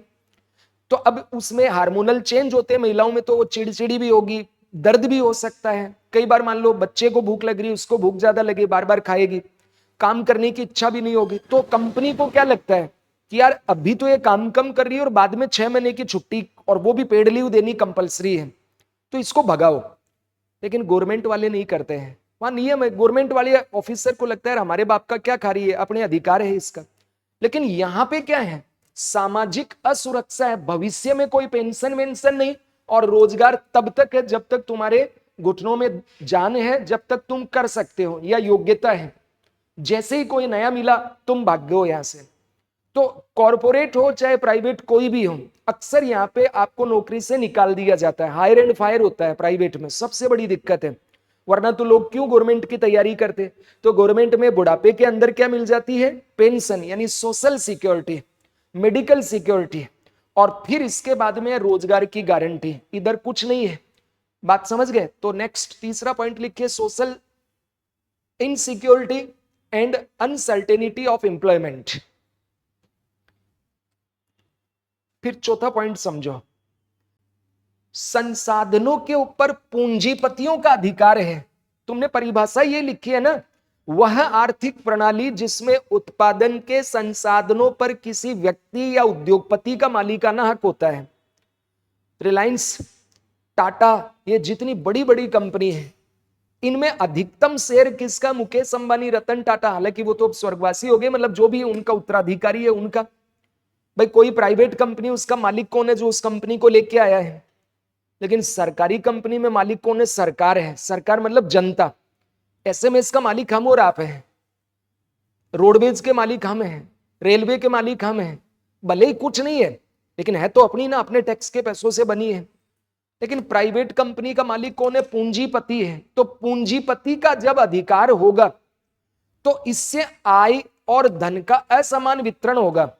मान लो मुकेश अंबानी की कंपनी रिलायंस, उसमें मुकेश अंबानी का 51% शेयर है और 49% शेयर मान लो कुछ लोगों के पास है। तो जब ये कंपनी बढ़ेगी तो मुकेश अंबानी की आय बढ़ेगी ना? क्या उसमें काम करने वाला जो स्वीपर है उसकी आय बढ़ रही है क्या? उसको तो वही 10,000 मिलना है। और धन का वितरण मुकेश अंबानी को तो एकदम यूं बढ़ रहा है, एक ही दिन में कितना ऊपर नीचे हो जाता है। लेकिन वो सैलरी पे काम कर रहे हैं, उनको कोई इससे फायदा नहीं होता है। तो प्राइवेट क्षेत्र में क्या होता है? अमीर तो अमीर हो रहे हैं और गरीब गरीब होते जा रहे हैं। अमेरिका के अंदर यही सबसे बड़ी समस्या है। वहां अमीर इतने अमीर हैं, एलोन मस्क है, जेफ बेजोस है, ठीक है, ये इतने ज्यादा, वारेन बफेट वगैरह हैं, मार्क जकरबर्ग वगैरह, ये इतने अमीर हैं, और जो वहां कई गरीब लोग हैं उनको रोटी नहीं मिलती है। ऐसा नहीं है अमेरिका अमीर नहीं है, वहां पे भी लोगों को सरकार की तरफ से, जैसे अपने यहाँ फूड सिक्योरिटी, वहां भी फूड सिक्योरिटी दी जाती है। बिग ब्यूटीफुल बिल के अंदर है ये सारा प्रोविजन। तो गरीब लोग गरीब होते हैं, अमीर अमीर होते हैं, मतलब आय और धन का वितरण इनइक्वल है। ये एक बहुत बड़ी समस्या है। जबकि समाजवादी में क्या होगा? सबको बराबर मकान, सबको सारी सुविधाएं, इलाज सबके लिए फ्री, सब सरकार की तरफ से है, तुम बस काम करो। बात समझ गए ना? ये चीज है। फिर पांचवा है, तकनीकी गैप के कारण सभी को लाभ नहीं मिल पाता है, जिससे असमानता और बढ़ती है। जैसे एक बार मान लो तुम, जैसे ये बहुत अमीर हैं, इनके पापा बहुत बड़े अधिकारी हैं, ये बहुत बड़े बिजनेसमैन के बेटे हैं, ये किसान के बेटे हैं, ये मजदूर हैं, ये मान लीजिए एकदम गरीब घर से हैं। अब जब ये कोचिंग आते हैं तो ये तो लैपटॉप लेके आती है, ये भी लैपटॉप लेके आ रहा है, इनके पास कार भी है, और इसके पास किताब भी खरीदने का पैसा नहीं है। ठीक है, तो तकनीकी गैप होगा ना। मुकेश अंबानी का बेटे के पास सब कुछ होगा, बड़े उद्योगपति के बेटे के पास सब कुछ होगा, और जो गरीब है उसके पास नहीं होगा। समाजवादी अर्थव्यवस्था में ऐसा नहीं होता, वहां सबके लिए होगा। लेकिन पूंजीवादी अर्थव्यवस्था में क्या होगा, अमीर लोगों के पास आय ज्यादा होने से तकनीक ज्यादा होगी, तो एक गैप आएगा। ठीक है, जैसे अपने समाज में है ना, पुरुष और महिला में भी टेक्निकल गैप ज्यादा है। पुरुष 2 मोबाइल रखता है, 3 भी रख लेगा, एक घरवाली के लिए, एक बाहरवाली के लिए, होता ना ऐसा, मतलब मजाक के लिए। लेकिन अगर भाई की बात करें तो भाई तो फोन रखेगा, और वो हो सकता है अपनी गर्लफ्रेंड से भी बात करता हो, लेकिन उसकी बहन ने अपने दोस्त से ही बात कर ली, सहेली से ही बात कर रही है। 50 बार किससे बात की थी तू, क्यों की थी, क्या की थी बता, फोन क्यों रखा, जीन्स क्यों पहनी। होता ना ऐसा, गैप है आज भी हमारे देश में, ये सोच है इस तरह का। तो यहां पे तकनीकी गैप है, किसके बीच, अमीर और गरीब के बीच, उद्योगपति और पूंजीपतियों के अधीन काम करने वाले लोगों के बीच एक गैप है। इस गैप के कारण क्या होता है, असमानता और अधिक बढ़ती जाती, इनइक्वालिटी समाज में बढ़ेगी। तो हमारे देश में भी 2 वर्ग है, एक अमीरों का वर्ग है और एक गरीबों का वर्ग है। अमीरों के पास सब कुछ है, टेक्नोलॉजी है, रिसोर्स है, पैसा है, और गरीब है वो वंचित है, तो वो गरीब ही रह जाता है। इसमें वो हमेशा मजदूर बनेगा, उनका ऊपर नहीं जा पाएगा। जबकि समाजवादी में अगर तुम में योग्यता है तो अच्छी से अच्छी कंपनी की पोस्ट पे तुम जाके टॉप पे पहुंच सकते हो। जैसे चाइना के अंदर सी जिनपिंग राष्ट्रपति बना, जबकि बचपन में वो बेचारा अखबार बेचता था, कभी मान लो नौकरी कर रहा था, इस तरह से स्ट्रगल करके पहुंचा वो यहां तक। क्यों, समाजवादी है, बात समझे ना। तो ये चीज है। तो due to the technological gap, not everyone is able to get the benefit which further increases inequality. यहां तक सबके समझ में आया, लिख भी लिया। फिर अगला पॉइंट, जन कल्याण का अभाव पाया जाता है। देखो, समाजवादी अर्थव्यवस्था होती है तो उसमें क्या होता है कि सब लोगों के लिए सरकार काम करती है। हॉस्पिटल गवर्नमेंट का होगा, ट्रांसपोर्टेशन गवर्नमेंट का होगा, भोजन सरकार देगी, ठीक है, वितरण करेगी, कपड़े सरकार देगी, मकान सबका बनवा के दे देगी। तो कल्याण हो रहा है ना, भले ही खराब क्वालिटी का हो। लेकिन इधर यह कि भैया तुम काम करोगे तो पैसा कमाओगे, उद्योगपति वरना तुम्हें घास नहीं डालेगा। तो इसकी वजह से जन कल्याण का अभाव पाया जाता है, lack of public welfare is there. बात समझ रहे हैं। इसका एक जीता ज्यादा एग्जाम्पल आपको भारत का बता रहा हूं, कोविड काल का। मुंबई का विकास किसने किया, यूपी बिहार के वर्कर्स ने, मुकेश अंबानी ने नहीं किया है। वहां काम करने वाले ज्यादातर लोगों ने, ऑटो यूपी वाला चला रहा है, सफाई यूपी वाला कर रहा है, रियल एस्टेट में काम करने वाले यूपी बिहार के हैं, जो भी लेबर क्लास काम कर रहा है सब यूपी बिहार का। फिर ऑफिसों में जितने भी क्लरिकल स्टाफ है यूपी बिहार के, बड़ी पोस्ट में मराठी और वहां के लोग हैं। जब कोविड आया तो आपने देखा यूपी और बिहार के लोग माइग्रेशन किए वापस अपने राज्यों में। क्यों किए भाई, क्या 5-6 महीने वो उनको घर पे बिठा के सैलरी नहीं दे सकते थे, इतने जीवन भर उनसे पैसा कमा रहे हैं, लेकिन उनको छोड़ दिया तो बेचारे चल रहे थे, कोई पटरी के ऊपर मर गया कट के, कोई भूख से तड़प तड़प के मर गया। क्यों गए, रिवर्स माइग्रेशन हुआ पहली बार देश में। वरना आजकल आज तक ऐसा है कि गांव से शहर में जाते हैं, पर कोविड में हुआ मुंबई, चेन्नई, कोलकाता, दिल्ली से यूपी बिहार अपने गांव में जा रहे थे, और कई लोग मर गए थे उस समय, क्योंकि दुकानें बंद थी, ना पेयजल था, ना रास्ते में भोजन था। तो बेचारे 2-4 दिन की रोटियां लाए, और कई लोग मतलब जैसे होता है ना, प्यास से तड़प के चक्कर आ गई और वहीं पटरी में कट के मर गया। ऐसे कई केस आए। तो वेलफेयर यहाँ पे बिल्कुल नहीं होता है। फिर एक सबसे बड़ी दिक्कत आती है, व्यापार चक्रों के कारण आर्थिक अस्थिरता की संभावना पाई जाती है। अब ये क्या है, इसको अभी बता रहा हूं। सामान्यतः क्या होता है, समाजवादी अर्थव्यवस्था जब होती है तो समाजवादी अर्थव्यवस्था में क्या होता है, व्यापार चक्र का कुछ नहीं होता। जैसे व्यापार चक्र अभी मैंने बताया था, किसी वस्तु की जब डिमांड बढ़ जाए तो उसकी प्राइस पे क्या प्रभाव पड़ेगा, बढ़ेगी। मान लो बाहर एप्पल बेचने वाला है, तुम सब चले जाओ, भैया एप्पल दो, मुझे भी दो, मुझे भी दो, उसके पास 2 ही किलो एप्पल, और तुम इतने सारे लोग गए, तो 500 रुपए किलो एप्पल बेचेगा, यानी महंगी हो गई। फिर दूसरे दिन वो ज्यादा लेके आया कि यार ये तो रोज आएंगे, आज तुम गए ही नहीं, कि कल ही लगा कि यार महंगी खरीद लाए जोश जोश में, होड़ होड़ में। आज तुम उधर से निकले, उसने कहा एप्पल 500 रुपए किलो, तो तुम देखे ही नहीं। फिर उसको लगा कोई देख ही नहीं रहा, तो बोला एप्पल 400 रुपए किलो, कोई खरीदा ही नहीं। तो कोई डिमांड ही नहीं हो रही है वहां पे, डिमांड घट गई और आज भर के लाया वो। फिर वो बोली लगाएगा एप्पल 100 रुपए किलो, एप्पल 50 रुपए किलो, कोई जा ही नहीं रहा है वहां पे। तो उसने क्या कर दिया, प्राइस गिरा दिया। और जैसे ही वो बोला एप्पल 50 रुपए किलो, तुम सब मुड़ के आए, लाओ भाई साहब दो। तो ये पूंजीवाद में हो रहा है ना ऐसा, डिमांड के आधार पे चलता है। लेकिन समाजवाद में क्या, पहले ही फिक्स है कि अधिकतम तुम गेहूं इतने भाव में बेच सकते हो, अधिकतम तुम इलाज का पैसा इतना ले सकते हो, एप्पल इस भाव में बेच सकते हो, मतलब फिक्स है प्राइस, गवर्नमेंट तय करती है। चाय की दुकान कितने बजे खोलोगे, किस भाव में बेचोगे, पहले फिक्स है, क्योंकि मालिक व्यक्ति नहीं है, सरकार है। चाय की दुकान की भी, सब्जी किस भाव में बेचोगे, कितने बजे तक बेचोगे, बात समझ में आ रहा है ना। तो यहां पर ये क्यों होता है, चूंकि यहां व्यक्ति मालिक है, तो व्यक्ति तय कर रहा है। और समाजवादी में मालिक कौन है, राज्य। तो राज्य पहले ही प्राइस तय करके चलता है, तो ये मार्केट साइकिल ऐसा होता ही नहीं, वहां पे प्राइस फिक्स है। इसलिए समाजवादी अर्थव्यवस्था में मंदी और मुद्रास्फीति रेयर होती है। महामंदी कहां आई थी, अमेरिका में आई थी 1929 में। 2007-8 की मंदी चीन और रूस में नहीं आई थी, पूरे वेस्टर्न कंट्री में आई थी। तो इसका मतलब यहां पे ऐसा होता है। फिर कार्टेल बनाकर प्रतिस्पर्धा समाप्त होती है। पूंजीवादी अर्थव्यवस्था के लिए कहते हैं कि इसमें प्रतिस्पर्धा पाई जाती है, और प्रतिस्पर्धा के कारण चीजें क्या हो जाती है, सस्ती होती है। तो ये तो अच्छी बात है इसकी, लेकिन इसका एक दुर्गुण है, इसका काउंटर हो जाता है।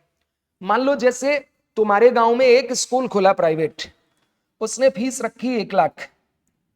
अब तुम्हें लगा यार तो बहुत महंगी है, तो दूसरे ने 50,000 में खोला, तो सब बच्चे उधर जाने लगे, तो उसने गिरा दी। तीसरी दुकान खुली एक और, उसने 25,000 में पढ़ाना चालू किया। चौथी स्कूल खुली, उसने 10,000 में पढ़ाना चालू किया। तो सबने रेट कम कर दी कंपटीशन के कारण। अब वो पहला गया, सबको मीटिंग पे बुलाया, चाय पर चर्चा, कि भाई कर क्या रहे हो, देखो अब हम चारों ही चलाएंगे, और चारों चलाएंगे तो एक काम कर लेते हैं, हम सब फीस 50,000 रखेंगे, इससे कम कोई नहीं लेगा, ज्यादा जिसको लेना वो ले ले, लेकिन 50,000 से कम नहीं रखेंगे। देख तुझे भी घाटा हो रहा है, मुझे भी घाटा हो रहा है, जब इतना तामझाम खड़ा किए तो तू भी कमा, तू भी कमा, तू भी कमा, तुम भी कमाओ, चारों कमाते हैं। तो एक रेट फिक्स कर दी ना, इसको कहते हैं कार्टेल बनाना, कार्टेलाइजेशन। इसका सिंपल एग्जांपल, मान लो तुम सिंधी कैंप आए और बोले कि वेद आईएएस एकेडमी जाना रिद्धि सिद्धि। 4 बजे उतरे अंधेरे में, बारिश हो रही है, मेट्रो भी नहीं चालू हुई, 5 बजे चलती है, अकेले हो, 4 ऑटो वाले खड़े हैं। ऑटो वाले के पास गया, भाई साहब किराया क्या लोगे, उसने कहा 500 रुपए। वो 500 रुपए तो मेरा जैसलमेर से आने का बस का किराया ही नहीं है, कहा 500 ही लगेंगे। तुम दूसरों के पास गए, वो बोला 600 रुपए, तीसरा 700 रुपए, चौथा बोला ना तेरा ना मेरा 750। अब तुम हाथा जोड़ी के पहले, भाई साहब यार देखो गरीब हूं, इतनी दूर से आया हूं, देखो हालत देख लो, ठीक है भैया कम करो। तो बोला ना तेरा ना मेरा 400 रुपए। अब तुम मजबूरी में इसको 400 रुपए दे के आए। इन चारों ने पहले ही कार्टेलाइजेशन बना दिया। तो भाई पहले ने जो बोल दिया उससे ज्यादा तो बोलोगे, कम नहीं बोलोगे। तो मैंने 500 बोल दिया, तो तू 600 बोल सकता है, 550 बोल, 510 बोल, पर इससे कम नहीं, क्योंकि ये सवारी मेरी है। तेरे पास आता तो तेरी बात मानते। तो कहां रह गया कंपटीशन, वरना 4 ऑटो वाले ये 500 बोले तो अरे मैं ले जाऊंगा 300 में, ये बोले नहीं 200, वो बोले 100। ये तो कंपटीशन होना चाहिए पूंजीवाद में। लेकिन इसमें क्या होता है, तो जितने भी, जैसे कई बार आपने देखते हो ना, रिलायंस जियो पैसा बढ़ाता है, फिर एयरटेल बढ़ाएगा, फिर वीआई बढ़ाएगा, सब एक साथ बढ़ा रहे, इसका मतलब कार्टेलाइजेशन हो गया। बात समझ में आई। तो ये इसका नेगेटिव पॉइंट है। तो पूंजीवादी अर्थव्यवस्था क्या होती है, क्लियर हुआ, इसके गुण क्या है, इसके दोष क्या है। अब इसके ये इतने सारे अवगुण देखे तो कार्ल मार्क्स को यह समझ में आया कि इस पूंजीवादी अर्थव्यवस्था के कारण क्या होता है कि जो उद्योगपति हैं, जो मालिक हैं, जिनके पास संसाधन हैं, जो कंपनियों के ओनर हैं, वो तो अमीर होते जा रहे हैं, और जो प्रोलिटेरियन है, प्रोलिटेरियन मतलब सर्वहारा वर्ग, जो उनके यहाँ काम कर रहे हैं, जो गरीब लोग हैं, मजदूर लोग हैं, किसान वर्ग है, उनका शोषण हो रहा है। अमीर तो अमीर होता जा रहा है और गरीब क्या होता जा रहा है, गरीब होता जा रहा है। इसलिए का ये व्यवस्था ही गलत है। पूंजीपति होना ही नहीं चाहिए, व्यक्ति के पास संपत्ति होनी ही नहीं चाहिए। जितनी संपत्ति है वो सब किसके पास चली जाए? राज्य के पास, और राज्य सबको बराबर बराबर बांटे, चाहे अमीर हो गरीब हो, उसकी जरूरत के अनुसार रिसोर्स का डिस्ट्रीब्यूशन होना चाहिए। तो कार्ल मार्क्स ने फिर 2 पुस्तकें लिखी। तो पहले हम देखते हैं ये समाजवादी अर्थव्यवस्था है क्या, उसके बाद में इसके ऊपर बात करेंगे कार्ल मार्क्स पे। तो समाजवादी आर्थिक प्रणाली क्या इसके जस्ट अपोजिट है। पूंजीवादी आपने लिखा, वह आर्थिक प्रणाली जिसमें उत्पादन के संसाधनों पर स्वामित्व किसका होता है? व्यक्ति विशेष का, उद्योगपति का, कंपनी का। इसमें क्या है? वह आर्थिक प्रणाली जिसमें उत्पादन के संसाधनों पर स्वामित्व और नियंत्रण किसका होता है? राज्य का, सरकार का, समुदाय का।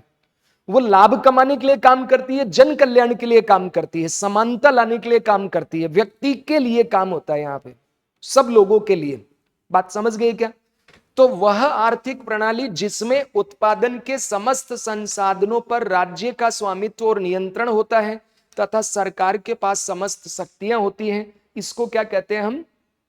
Socialist economy. ठीक है। तो यहां जितनी भी तुम्हारी पर्सनल संपत्ति है उस सबको छीन लिया जाएगा। जैसे एक एग्जांपल दे रहा हूं, माओ जेदांग। ठीक है, कौन? माओ जेदांग। तो ये जो माओ जेदांग था, ये चाइना का फर्स्ट राष्ट्रपति, माओवाद जिसको हम कहते हैं। ये जब चीन के राष्ट्रपति बने तो 1976 तक रहे ये। इन्होंने 7 करोड़ लोगों को मारा। कितने लोगों को मारा? 7 करोड़। हिटलर ने 40 लाख लोगों को मारा था, इसने 7 करोड़ लोगों की हत्या करवाई। क्यों? क्योंकि चीन में पहले पूंजीवादी अर्थव्यवस्था था। पहले चीन एक ही हुआ करता था, फिर चीन के जो राजा थे वो भाग के चले गए ताइवान, तो वहां आज भी पूंजीवादी व्यवस्था है। और जो पीआरसी बना, पीपल्स रिपब्लिकन ऑफ चाइना, यहां पे माओ जेदांग ने क्या स्थापना की? समाजवाद की, साम्यवादी एकदम बना। तो जितने लोगों के पास संपत्ति थी, जिनकी कंपनी थी, छीन लिया। तो लोगों ने विरोध किया कि हम तो नहीं देंगे, तो नहीं किया, तो मार दो इसको। क्योंकि पहले इनके पास स्वतंत्रता थी कंपनी की, संपत्ति अर्जन की। तो माओ जेदांग ने कहा कि भाई जितने भी पूंजीपति है उन सबकी संपत्ति छीन लो। तो जब तुम किसी उद्योगपति के पास गए तो दादागिरी करेगा ना, उसकी तो आदत थी कि तुम्हारी हिम्मत कैसे हुई मेरी संपत्ति छीनने की। तो कहा ये ले, सूट कर दिया, हो गया खत्म। ऐसे उसने 7 करोड़ लोगों को मारा। 1917 में बोल्शेविक रिवॉल्यूशन हुई। कहां पे? रूस में, यूएसएसआर में। तो वहां लेनिन आए, और लेनिन ने भी क्या किया? जितने भी अमीर लोग थे उनकी सारी संपत्ति छीन ली और सबको गोली मार के या तो छोड़ दो कि भाई ठीक है ले जाओ तुम्हारी हुई, वरना सबको गोली मार दी। और 2 करोड़ लोगों को रूस में मारा उसने। लेनिन के बाद इसके शिष्य स्टालिन, इसकी मृत्यु के बाद उसने 1 करोड़ लोगों को निपटा दिया। क्यों? क्योंकि ये अपनी संपत्ति देना नहीं चाह रहे थे और राज्य ने छीन लिया कि भाई अब राज्य की है, तुम्हारी नहीं है। तो वह आर्थिक प्रणाली जिसमें उत्पादन के समस्त संसाधनों पर स्वामित्व किसका होता है? राज्य का, गवर्नमेंट का। और ये लाभ कमाने के लिए काम करती है या वेलफेयर के लिए? लाभ कमाने के लिए नहीं, वेलफेयर के लिए काम करती है। समस्त शक्तियां किसके पास होगी? राज्य के पास। नोट कीजिए परिभाषा, समाजवादी अर्थव्यवस्था। समाजवादी अर्थव्यवस्था, the economic system in which all the resources of production, the economic system in which all the resources of production are owned and controlled by the government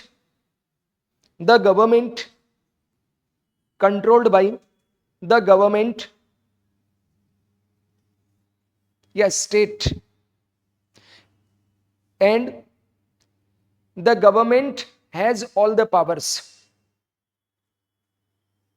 Controlled by the government या state and government has all the powers.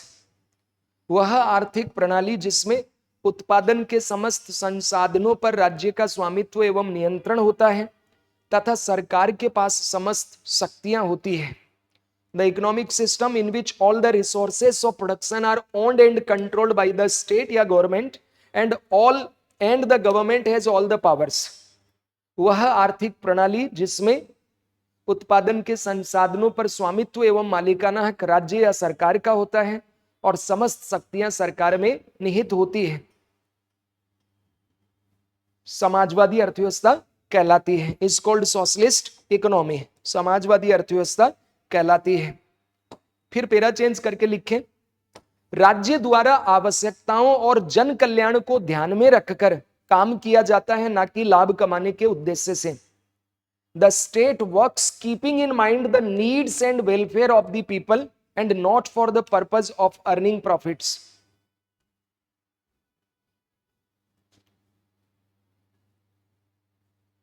The state works keeping in mind the needs and welfare of the people and not for purpose of earning profit। राज्य द्वारा आवश्यकताओं और जन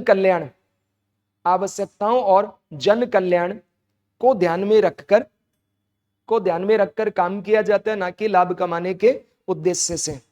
मतलब यहाँ पे क्या उत्पादन करना है? जन कल्याण। कैसे उत्पादन करना है? जन कल्याण। किसके लिए उत्पादन करना है? जन कल्याण। राज्य क्या डिसीजन ले रहा है? कौन डिसीजन ले रहा है? राज्य। क्या उत्पादन करना है, कैसे उत्पादन करना है, किसके लिए उत्पादन करना है, कौन डिसीजन ले रहा है? राज्य। क्या ध्यान में रखता है? कल्याण कल्याण कल्याण। उत्पादन क्या करना है? जन कल्याण हो वो उत्पादन करो। कैसे उत्पादन करना? पब्लिक वेलफेयर हो रहा है उससे उत्पादन करो। यदि लोग कम है मशीन से करो, लोग ज्यादा है हाथ से करवाओ। किसके लिए? गरीब है तो पहले गरीब को टारगेट करो, अमीर है तो सबके लिए टारगेट करो, सबको अमीर बनाओ। रूस में सब अमीर ही है, गरीब नहीं है, तो ऐसा नहीं है रूस सबके लिए नहीं बना रहा है, सबके लिए बना रहा है। चाइना हमसे अमीर है, सबके लिए काम कर रहा है। तो कहने का मतलब ये कि इसमें जितने भी उत्पादन के संसाधन होंगे राज्य के होंगे, जितनी भी कंपनी देखोगे सब government government government, school government, अस्पताल government, transportation government, medical college government, coaching government, सब गवर्नमेंट की है। और सबके पीछे एक ही उद्देश्य है, पब्लिक वेलफेयर। क्या होगा? Public welfare. अब इसकी क्या विशेषताएं हैं और क्या इसके गुण वगैरह हैं? फिर इसका जनक कौन है ये तो जानती हो, तो शॉर्ट में लिख लो, फादर कार्ल मार्क्स, जर्मनी का दार्शनिक है, German philosopher Karl Marx, father of socialist या कम्युनिस्ट इकोनॉमी कार्ल मार्क्स। अब ये दुनिया में सबसे पहली बार कब शुरू हुई थी? तो सबसे पहले रूसी क्रांति 1917, जिसको बोलते हैं बोल्शेविक रिवॉल्यूशन। क्या बोलते हैं? Bolshevik revolution. तो बोल्शेविक रिवॉल्यूशन के समय रूस का जो मोनार्की था, राजतंत्र यानी शासन राजतंत्रात्मक था, जार, उसको तो बर्बाद कर दिया, जेल में डाल दिया, हत्या कर दी, और वहां लेनिन शासक बन गया। ठीक है। और सोवियत संघ रूस में पूंजीवादी अर्थव्यवस्था के स्थान पर समाजवादी अर्थव्यवस्था का विकास पहली बार दुनिया में हुआ। इसके बाद इसको चाइना ने अपनाया, फिर बहुत सारे देश जैसे Cambodia, Venezuela, Cuba, Libya, Vietnam, इन देशों में आज भी ये अर्थव्यवस्था है, नॉर्थ कोरिया वगैरह में। लेकिन इसमें धीरे धीरे कालांतर में उत्पादन कम होता है, अर्थव्यवस्था घाटे में जाती है। तो चीन ने 1978 में कहा भैया समाजवादी अर्थव्यवस्था नहीं होगी, अर्थव्यवस्था तो पूंजीवादी होगी। लेकिन विचारधारा से हम क्या है? पॉलिटिकली आज भी मार्क्सवादी है। तो चीन बड़ा सातिर देश है, पूंजीवादी है, लेकिन विचारधारा कैसी है? मार्क्सवादी। ये बात रूस को समझने में 90 का दशक आ गया। 1990 में जब टूट गया 15 देशों में, यूएसएसआर खत्म हो गया, तब उसको लगा कि यार गलती हो गई, हम रहेंगे विचारधारा से आज भी समाजवादी, लेकिन अर्थव्यवस्था कैसी होगी? पूंजीवादी। नॉर्थ कोरिया आज भी है, तो नॉर्थ कोरिया बर्बाद देश है, केवल बॉम्ब और मिसाइल है, बाकी एकदम फर्जी देश है वो, है ना, बात करेंगे अभी उस पर। तो इतना समझ में आ गया कौन था इसका फादर? तो ये है दाढ़ी वाले भाई साहब, देखने में बड़े हैंडसम लग रहे हैं, दाढ़ी में जितनी दाढ़ी है उतने बाल हैं, चांदी जैसे। ठीक है। तो इनकी 2 पुस्तक है, the communist manifesto, Karl Marx और फ्रेडरिक एंजेल्स, ये दोनों मिलकर के इन्होंने लिखा है। और फिर दास कैपिटल, अब सी नहीं है यहाँ पे, इनका नाम ही इस तरह से जर्मन में है, तो कैपिटल इस तरह से लिखा हुआ है, दास कैपिटल। तो बुक्स का नाम भी लिख लो इनका, कार्ल मार्क्स की बुक्स का नाम, बुक नेम। यानी ये जो कम्युनिस्ट मैनिफेस्टो है ना, ये कम्युनिस्टों की बाइबिल है। जैसे बाइबिल होती है ना ईसाइयों की सर्वोच्च बुक, अपने लिए गीता, रामायण, तो कम्युनिस्ट जो भी हैं वो उनकी बाइबिल क्या है? तो उनकी बाइबिल है कम्युनिस्ट मैनिफेस्टो, लाल सलाम। ठीक है। ये जो मार्क्सवादी नाम सुना होगा ना, सब क्या पढ़ते हैं, यही पढ़ते हैं। और इसको पढ़ने के बाद कैसे क्रांति आ जाती है। देखो तुमने पूंजीवादी पढ़ा तो थोड़ा ऐसा लगा ना यार बेकार टाइप की अर्थव्यवस्था है, बताओ गरीबों का कोई सुनता ही नहीं है। इसको पढ़ोगे तो लगेगा यार इसमें तो बहुत अच्छा है। 30 साल की उम्र तक अगर तुम्हें मार्क्सवाद से प्रेम नहीं हुआ तो फिर तुम में बुद्धि ही नहीं है। और 35-36 का होते ही मार्क्सवाद से नफरत नहीं हुई, इसका मतलब ब्रेन डेवलप नहीं हुआ। तो हमारे देश में मार्क्सवादी अर्थव्यवस्था को एम.एन. रॉय लेके आए थे 1925 में। सीपीएम की स्थापना हुई, कम्युनिस्ट जो पार्टी है भारत में, माकपा। लेकिन बाद में उनको समझ में आया कि ये सबसे घटिया पार्टी है, सबसे घटिया विचारधारा है। तो एम.एन. रॉय ने फिर त्यागपत्र दे दिया और वो मार्क्सवादी छोड़ दिए। शुरुआत में उनको लगा ये बहुत अच्छा है। जवाहरलाल नेहरू भी बहुत बड़े मार्क्सिस्ट थे, लेकिन जब भारत में आए तो मार्क्सवादी पार्टी में खूनी क्रांति होती है, अहिंसा पर बल दिया जाता है, सत्ता का केंद्रीकरण पे बल दिया जाता है, ठीक है, डिक्टेटरशिप होता है। क्योंकि भाई डिक्टेटर नहीं होगे तो संपत्ति थोड़ी छीन सकते हो। तो उसको लगा यार या तो महात्मा गांधी सबसे एक्सेप्टेंस वाला राजनेता, उनके साथ रह के मार्क्सवाद पे तो चल नहीं सकते, तो थोड़े लिबरल हो गए कि ठीक है मन में तो समाजवादी हूं पर गांधी जी की तरह मैं पंचायती राज को प्रमोट करूंगा, गांधी जी की बातों को मानूंगा, सत्ता का विकेंद्रीकरण करूंगा। यानी भारत में फल फूल नहीं पाया, वरना भारत भी क्या होता है, एक मार्क्सवादी देश होता। हिंदी चीनी भाई भाई का नारा लगा था हालांकि। खैर एनीवे, तो अब हमें यह जानना है, तो इतना तो समझ में आ गया ना कि भाई समाजवादी और पूंजीवादी होती क्या है, दोनों कंसेप्ट क्लियर है। आज दुनिया भर में इन्हीं की लड़ाई है, समाजवाद और पूंजीवाद। कोल्ड वॉर आपने नाम सुना होगा, शीत युद्ध।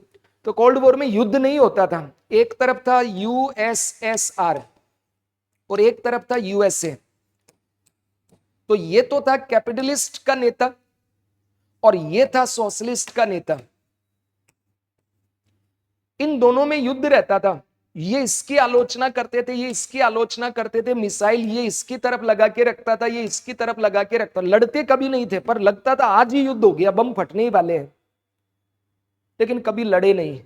और जैसे ही 90 के दशक में 1990 में ये बर्बाद हुआ तो ये युद्ध खत्म हो गया, कोल्ड वॉर। अब वापस रूस और चीन का उभार हो रहा है। तो आप देखो अमेरिका और चीन में रोज लगता है युद्ध हो जाएगा, रूस और अमेरिका में रोज लगता है युद्ध हो जाएगा, और युद्ध चल भी रहा है यूरोप और रूस के अंदर, तो है ना। तो ये विचारधाराओं का युद्ध है। अब इसके भी गुण और दोष क्या क्या है, तो थोड़ा इसको, अच्छा आज कहां कहां है ये, तो ये चीन में, रूस में, उत्तर Korea, Czechoslovakia, Yugoslavia, Vietnam, Cuba इत्यादि में। ये तो बेचारा बर्बाद भी हो गया, युगोस्लाविया कई देशों में बट गया, ठीक है। तो कहने का मतलब आज अगर हम देखें कि कहां पे है, तो इसके एग्जाम्पल है चीन, रूस, नॉर्थ कोरिया। लेकिन चीन ने 1978 में जो कम्युनिस्ट विचारधारा है वो राजनीति में तो रखा, लेकिन अर्थव्यवस्था में समाप्त कर दिया। रूस ने 90 के दशक में यानी 1990 में, आज भी वो राजनीतिक तौर पे तो साम्यवादी ही है, लेकिन अर्थव्यवस्था में पूंजीवादी है। मतलब वहां भी अब व्यक्ति कंपनी खोल सकता है, अपने हिसाब से कंपनी चला सकते हैं। तो बहुत सारी प्राइवेट कंपनीज है वहां पे, लेकिन आज भी वहां की सरकार हस्तक्षेप बहुत ज्यादा करती है, ठीक है। जैसे जैकमा, एक नाम सुना होगा आपने। तो जैकमा एक समय दुनिया के अमीर लोगों में टॉप 10 में था, एशिया का सबसे अमीर आदमी था। उससे एक गलती हुई और वो खत्म हो गया बेचारा। गलती क्या हुई, कोविड आया था 2019 में चीन में, अपने 2020 में आया था, वहां 2019 में ही था। और 2019 से लेकर 22 तक वहां लॉकडाउन लगा रहा, 2.5 साल 3 साल तक। तो 2.5-3 साल तक अगर घर के अंदर तुम्हें कैद कर दें, पागल हो जाओगे ना। उसने बेचारे ने, लॉकडाउन खत्म हुआ तो एक स्टेटमेंट दिया कि हमने जो कोविड का प्रबंधन किया अच्छा था, लेकिन थोड़ा और बेहतर हो सकता था, बस इतना ही बोला उसने। गायब कर दिया उसको। उस समय वो टॉप 10 में था पूरे वर्ल्ड में, और चीन में और एशिया में सबसे अमीर आदमी था। दिखाई नहीं बेचारा, उसकी कंपनी छीन ली, और एक दिन वो पब्लिक कार्यक्रम में डोलता हुआ दिखाई दिया, और बाद में पता चला जापान भाग गया, इसके कारण बच गया, और जापान में वो पढ़ा रहा है। ये हालत हो गई उसकी। अपने देश में ऐसा हो सकता है क्या, अपन आजाद हैं, ठीक है। तो चाइना के अंदर बोलने की आजादी नहीं। इसका एक एग्जांपल दे रहा हूं, 1989 चीन की एक जगह थियानमेन चौक, क्या नाम है, थियानमेन स्क्वायर या थियानमेन चौक इन हिंदी। तो वहां पे 10-20 हजार छात्रों ने, यूनिवर्सिटी वाले बच्चों ने वहां डिमांड की हमें स्वतंत्रता चाहिए। वहां क्या है, समानता है, स्वतंत्रता नहीं है बोलने की। लेकिन यूनिवर्सिटी के जवान थे, उन्होंने कहा हमें बोलने की आजादी चाहिए, राइट टू फ्रीडम। तो वहां के राष्ट्रपति ने कहा कि बच्चों चले जाओ घर पे, वहां जाओ, खूब आजादी है तुम्हें, कल तक का टाइम दे रहा हूं, चले जाओ। नहीं गए, और ज्यादा हमें चाहिए आजादी, इस तरह से जैसे जेएनयू में गैंग आती है टुकड़े टुकड़े, उस तरह से आवाज की। तो उसने सेनाध्यक्ष को भेजा कि एक बार तुम समझा लो, अपने ही बच्चे 20,000 मारे जाएंगे। तो सबको जाके उसने कहा बेटा चले जाओ, इतना टाइम है। नहीं गए तो तोप चला दी और सबको वहीं मरवा दिया, और वहां गुलाब के फूल लगा दिए। अब तुम आज जाके थियानमेन चौक की घटना पढ़ना, तो यहाँ भारत में पढ़ोगे तो पूरा हिस्ट्री है उसका, फोटो है, नरसंहार है। लेकिन वहां जब तुम गूगल करोगे तो वहां गूगल अलग की चलता नहीं है, बीइंग चलता है वहां पे। तो वहां तुम पढ़ोगे गूगल पे थियानमेन चौक, तो गुलाब के फूल दिखते हैं वहां पे। पता ही नहीं है, वहां भूल गए, 30 साल पहले 40 साल पहले की घटना है, अब लोग भूल गए कि ऐसा भी हुआ था, जबकि वहां ऐसा होता है। बात समझ रहे हैं ना? तो कहने का मतलब क्या कि समाजवादी जो अर्थव्यवस्था है, इसके फायदे भी और इसके नुकसान भी है। यहां समानता तो होती है पर स्वतंत्रता नहीं है। अमेरिका में बोलने की खूब आजादी है, समानता नहीं है वहां पे, कोई अमीर है कोई गरीब है। भारत में दोनों है, समानता भी है और स्वतंत्रता भी है। हालांकि हम ना तो पूरी तरह स्वतंत्र और ना ही पूरी तरह इक्वल है। मुकेश अंबानी बहुत अमीर है, गरीब भी है, यहाँ पे लोग अमीर भी है, ठीक है। तो अपन मिक्स वाले हैं। अब पूंजीवादी अर्थव्यवस्था की तरह ही समाजवादी अर्थव्यवस्था के क्या क्या गुण दोष हैं? तो पहला तो क्या है, there is equality of opportunity. समाजवादी अर्थव्यवस्था के अंदर क्या है, जैसे आर्टिकल 16 जब तुम पढ़ोगे तो उसमें लिखा हुआ है, राज्य सरकारी नियोजन यानी लोक नियोजन में भेदभाव नहीं करेगा। किस आधार पर? धर्म, मूलवंश, जाति, लिंग, जन्म स्थान, उद्भव, ठीक है, रेस आदि के आधार पे। यानी राज्य जब भी सरकारी नौकरी निकालेगा, आईएएस, आरएस, पटवारी, पुलिस, कोई भी जहां सरकारी नौकरी है, किसी भी जाति, धर्म, लिंग, उद्भव, कहीं का भी व्यक्ति हो, भेदभाव नहीं करेगा। यानी अवसर समान है, योग्यता है तो तुम पास हो जाओगे, फेल हो जाओगे, ये तुम्हारी है फिर किस्मत। तो समाजवादी अर्थव्यवस्था का पहला गुण क्या है? There is equality of opportunity. बात समझ में आ गई क्या? फिर दूसरा, नियोजित अर्थव्यवस्था। यहां प्लान्ड इकोनॉमी होती है, जैसे भारत में चलती है ना 5 ईयर प्लान। आपका एक टॉपिक है प्लानिंग इन इंडिया, आरएस में भी और आईएएस में भी है। हालांकि आरएस में उतना डिटेल नहीं है, बट आईएएस में आपको पढ़ना है। आईएएस में पूरा लिखा हुआ 5 ईयर प्लान क्या है, कैसे चली, before independence, after independence, effect, NITI Aayog वगैरह। तो अपने देश के अंदर भी क्या था, प्लान इकोनॉमी था। इसके लिए हम चलाते थे 5 ईयर प्लान्स। क्या चलाते थे? पंचवर्षीय योजनाएं। क्या चलाते थे अपन? पंचवर्षीय योजनाएं, 5 ईयर प्लान। तो जहां पे भी समाजवादी अर्थव्यवस्था होगी, वहां पे क्या होगी, पहले उपलब्ध संसाधन कितने हैं राज्य के पास, लोग कितने, इनकी जरूरत क्या है, किसको क्या चाहिए, कौन सी योजना चलानी है, कौन सी योजना बंद करना है, ये सरकार तय करती है। प्राइवेट में ऐसा नहीं होता है। बात समझ रहे हैं? तीसरा, धन व आय का समान वितरण, equal distribution of wealth and income. इसको जरूरत ज्यादा है, पैसा ज्यादा, इसको कम है, कम, सेम पोस्ट के ऊपर है। बात समझ रहे हैं? तो यहां पे थोड़ा सा एक कंसेप्ट आता है, कम्युनिस्ट, साम्यवादी और एक समाजवादी, दोनों में ये अंतर समझो। मेन अंतर बता रहा हूं, साम्यवादी विचारधारा बहुत ज्यादा डिक्टेटरशिप वाली होती है, जबकि समाजवाद में डेमोक्रेसी हो सकती है। साम्यवादी अर्थव्यवस्था में होता है कि व्यक्ति को काम तो दिया जाता है योग्यता के अनुसार और भुगतान किया जाता है जरूरत के अनुसार। मतलब ये दोनों, मान लो आईएएस अधिकारी है, इसके घर में जरूरत ज्यादा है तो इसको ज्यादा सैलरी मिलेगी, ज्यादा मिलेगा। इसकी, ये भी आईएएस है, सेम पोस्ट, सेम बेच केडर, इसको कम मिलेगी, जरूरत कम है। तो ये तो है साम्यवादी। और समाजवादी इसका थोड़ा उदार, लिबरल रूप आता है। उसमें होता है कि तुम्हें भुगतान किया, जॉब मिलेगा योग्यता के अनुसार, भुगतान भी मिलेगा योग्यता के अनुसार। मतलब दोनों अगर आईएएस है तो बराबर मिलेगा। तो इसमें धन और आय का समान वितरण होगा, कोई भेदभाव नहीं होगा। जबकि पूंजीवाद के अंदर क्या है, 10 सेम पोस्ट के कर्मचारी है एक कंपनी में, लेकिन हो सकता है इससे अलग कॉन्ट्रैक्ट, इससे अलग कॉन्ट्रैक्ट, इससे अलग कॉन्ट्रैक्ट। कोचिंग इंडस्ट्री में मैं देखता हूं, 15 साल हो गए मुझे, और इस राजस्थान का ऐसा कोई जिला नहीं है जहां मेरा पढ़ाया हुआ एसडीएम या आरपीएस तहसीलदार नहीं हो। ठीक है, कई सारे आईएएस भी हैं, कई आईआरएस भी हैं, कई आईपीएस भी हैं। मैं कहीं भी जाता हूं तो मिल ही जाते हैं, क्योंकि इस पूरे राजस्थान में मेरे जितने इंटरव्यू किसी ने नहीं लिए, भले ही वो किसी भी कोचिंग में पढ़े, अंततः वो मेरे पास आता ही है। आप गूगल करके देखना प्रभात सेनी सर इंटरव्यू क्लासेस, तो हर कोई बच्चा मॉक इंटरव्यू देता है। और राजस्थान में जितने भी मॉक इंटरव्यू लेते हैं इनका ट्रेनिंग ही मैंने करवाया, भले ही मैं बच्चा हूं, ज्यादा एज नहीं है मेरी, अभी 40 के लगभग हूं मैं, लेकिन सबसे ज्यादा वास्ट अनुभव मुझे है, क्योंकि मैंने दिल्ली में बड़ी बड़ी जो कोचिंग जो ये चलाती उसमें काम किया काफी लंबे समय तक। तो जयपुर में प्रोग्राम ही मैंने चालू किया, चाहे मैं किसी भी एकेडमी में रहा हूं, और बड़े बड़े प्लेटफॉर्म पे मैंने काम किया यहाँ पे, ठीक है। तो हर जगह मुझे वो मिल ही जाते हैं। अब मैं ये देखता हूं कि किसी को तो पैकेज ज्यादा है, किसी को कम है, सेम काम कर रहे हैं टीचर, वो भी पढ़ा रहा है, पर प्राइवेट में क्या हो रहा है, प्राइवेट के अंदर किसी को ज्यादा किसी को कम। सरकार में अगर रीट का टीचर है सेम सैलरी है, second grade same salary, third grade same salary. हाँ, अगर वो पहले आया तो थोड़ा ज्यादा होगा, चूंकि उसके हर साल इंक्रीमेंट होता है ना, उस कारण से, पर पोस्ट का तो सेम है ना। तो यहां धन और आय का समान वितरण होता है, जबकि पूंजीवाद में आपने नेगेटिव में पढ़ा था कि आय का असमान वितरण होता है, इसलिए अमीर अमीर होता है, गरीब गरीब होता है। यहां सब बराबर होते हैं, कोई अमीर नहीं कोई गरीब नहीं। तीसरा बात क्या है, तो ये दोनों लिख लिया, तीनों लिख लिया ना, सभी ने नोट किया। फिर तीसरा पॉजिटिव क्या है इसका, सभी को रोजगार का अधिकार होता है, right to employment for all, सब लोगों को रोजगार का अधिकार होगा। हमारे देश के अंदर भी क्या है, राइट टू एम्प्लॉयमेंट है ना, मनरेगा गारंटी है उसके तहत गांव के लोगों के लिए। और सरकारी कंपनियों के अंदर या सरकारी वैकेंसी में कोई भी व्यक्ति हो, तुम आराम से काम कर सकते हो अगर तुम इलिजिबल हो। लेकिन प्राइवेट कंपनी में सबको काम का अधिकार नहीं है, वहां नेपोटिज्म, भाई भतीजावाद पाया जाता है, ठीक है, अपने लोगों को ज्यादा उसमें प्रमोट किया जाता है। लेकिन समाजवाद है, वहां right to employment for all होगा, सबको नौकरी मिलेगी, काम करना ही होगा तब पैसा मिलेगा। फिर श्रमिकों का शोषण नहीं होता और वर्ग संघर्ष की समाप्ति हो जाती है। No exploitation of workers and end of class struggle या क्लास क्लेश।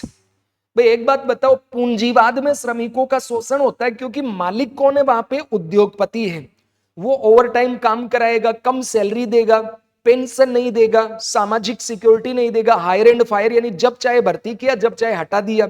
यहां सरकार वाली कंपनी समाजवाद, राज्य है मालिक, ओनर कौन है, राज्य है, तो सरकारी नौकरी निकालेगा, सबका वेलफेयर है, एक बार भर्ती हो गया कोई शोषण नहीं करेगा वहां।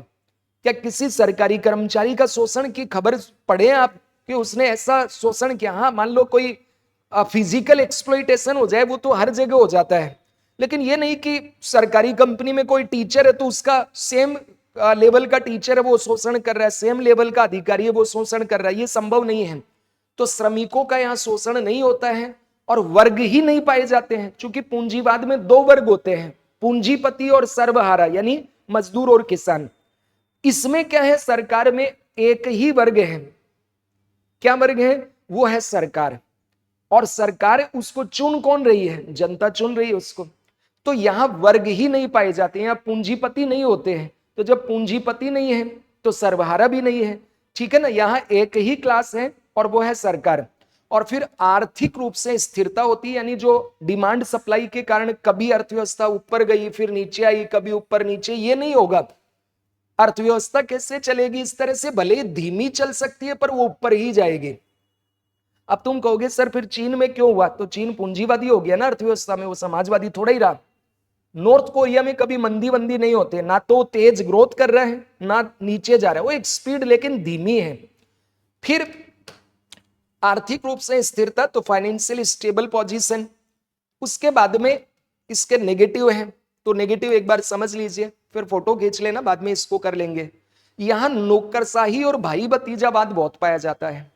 नौकरशाही मतलब क्या होता है, सरकारी कर्मचारी, ब्यूरोक्रेट्स, गवर्नमेंट ऑफिसर, इनको कहते हैं ब्यूरोक्रेसी। तो ब्यूरोक्रेसी में मिलिट्री और जुडिशरी को हटाया जाता है। जैसे भारत में ब्यूरोक्रेट कौन है, मिलिट्री और जुडिशरी के अलावा जितने भी सरकारी कर्मचारी हैं, चाहे वो आईएएस हो, चाहे वो आरएएस हो, चाहे वो पुलिस वाले हों, चाहे वो मान लीजिए कोई अन्य जितने अधिकारी हैं, वो सब ब्यूरोक्रेट हैं सरकारी। तो ब्यूरोक्रेसी और भाई भतीजावाद ये बहुत ज्यादा होता है। रेड टेपिज्म होता है, मतलब सरकारी जो अधिकारी वो डरते हैं काम करने से, तो रेड टेपिज्म पाया जाता है। रेड टेपिज्म का मतलब तुम्हारी कोई फाइल है उस पर साइन कराना अधिकारी से, तो पहले तो वो रिश्वत मांगेगा कि भैया पैसा दे दो जल्दी हो जाएगा। तुमने नहीं दी तो लाल फीते से बांध के फाइल को धूल चाटने के लिए रखेगा, तो तुम फिर मजबूरी में उसको रिश्वत दोगे। तो ये तो है ब्यूरोक्रेसी का दिक्कत, कि ब्यूरोक्रेसी सारा काम सरकारी अधिकारी करेंगे पर वो रिश्वत लेके तुम्हारा काम करेगा, तो ये दिक्कत है। और दूसरा भाई भतीजा बात, एक अधिकारी बन गया तो उसका भाई बनेगा, उसका दोस्त बनेगा, मतलब थोड़ा फेवर करेंगे। जैसे पहले भारत में होता था ना कि घर में एक अधिकारी बन गया तो सब कुछ लगा देता था, चिपका देता, भाई लग गया तो छोटा भाई भी, बड़ा भाई भी, मुस्सी का लड़का, चाचा का लड़का, ताऊ का लड़का, सब। ये होता है नेपोटिज्म। जैसे सुशांत सिंह राजपूत क्यों मरा, सुसाइड क्यों किया, क्योंकि उसमें क्या कि जो प्रोड्यूसर और डायरेक्टर थे वो क्या करते थे, पहले अगर कोई हीरो रहा है बड़ा तो उसका बेटा बेटी को तो फिल्म मिल जाएंगी, लेकिन जो स्ट्रगल करके आ रहा है उसको नहीं मिलेगा। तो ये होता है नेपोटिज्म। तो नेपोटिज्म समझ में आया क्या? नेपोटिज्म मतलब मैं मान लो यहां नौकरी कर रहा हूं तो अपने भाई को भी लगा लूं, बहन को भी लगा लूं, पत्नी को भी लगा लूं, उसके बच्चे साला सबको भर लूं, फेवर कर रहा हूं मैं। ये होता है नेपोटिज्म। तो ये एक दिक्कत आती है इसमें। दूसरा रेड टेपिज्म। रेड टेपिज्म का लिटरल मीनिंग होता है delay in government approval. What is meaning bye red tapism? What is mean by red tapism? Delay in government approval. ये एक निवेशक 1 करोड़ निवेश करना चाहता है जयपुर में, मैं कलेक्टर हूं, मेरे पास फाइल लेके आया कि सर मैं यहां निवेश करना चाहता हूं। मैंने देखा अच्छा बहुत बढ़िया है, फिर मैंने इसको कहा कि तुम अप्रूवल मिल जाएगा काम का, लेकिन तुम मुझे 10% दोगे। तो जमीन खिसक गई, यार यहाँ तो भ्रष्टाचार है। तो मैंने मेरे सचिव के पास भेज दिया, सचिव ने इसको समझा, सर तो 10% लेंगे काम हो जाएगा वरना फाइल पास ही नहीं होगी। ये रेड टेपिज्म। तो रेड टेपिज्म का मतलब सरकारी अधिकारी के द्वारा अनुमति देने में जानबूझकर की गई देरी। Delay in government approval by government official is called red tapism. क्या समझ में आ गया? फाइल आप मान लो लेके गए कि सर एनओसी चाहिए, वो बोलेगा पैसा चाहिए, तो दे दिया, नहीं पैसा दिया तो फाइल धूल चाट रही, 6 महीने में बाद में नंबर आया तुम्हारा, तो तब तक दुखी होकर पैसा दे दोगे। तो यार रेड टेपिज्म बहुत ज्यादा पाया जाता है। फिर तुम्हें प्राइवेट प्रॉपर्टी का अधिकार नहीं होता है, ना तो कार खरीद सकते हो, ना तो घर खरीद सकते हो, ना तो कंपनी लगा सकते हो। जो भी है सरकार का है, तुम्हारा कुछ नहीं है। तो व्यक्ति में मोटिवेशन ही नहीं रहेगा ना, फिर भाई क्यों करते हैं हम काम, गाड़ी हो, घोड़ा हो, बंगला हो, सब कुछ हो, पैसा हो। लेकिन इसमें क्या गवर्नमेंट की है सब कुछ, प्राइवेट एसेट होती ही नहीं है और व्यक्तिगत स्वतंत्रता नहीं होती। तो no right to property and no personal liberty. यहां इक्वालिटी होती है, लिबर्टी तो होती ही नहीं है। बात समझ में आया? फिर इसके बाद और क्या है? अगला है व्यक्तिगत प्रेरणा का अभाव होता है। जब मुझे पैसा ही नहीं मिल रहा है या मेरा व्यक्तिगत कंपनी नहीं है, जब मुझे राइट टू प्रॉपर्टी नहीं है, जब चाहे सरकार मेरी संपत्ति छीन सकती है, तो मैं काम क्यों करूंगा भाई, मैं भी घर पे आराम करूंगा। ठीक है, तो इसलिए लेक ऑफ इंडिविजुअल मोटिवेशन भी पाया जाएगा। इसके बाद में औद्योगिक प्रतिस्पर्धा व औद्योगिक विविधता का नहीं होना, lake of industrial competition and diversity. यहां जितनी भी कंपनी होंगी वो सरकारी होंगी। प्राइवेट में मुकेश जी का है, टाटा जी का है, बिड़ला जी का है, सबका अपना अपना है, तो कंपटीशन है। लेकिन यहां सिर्फ सरकारी सरकारी सरकारी, एक हॉस्पिटल, एक ट्रांसपोर्टेशन, एक बैंक, एक बीमा, एक कंपनी, तो कहीं का कंपटीशन?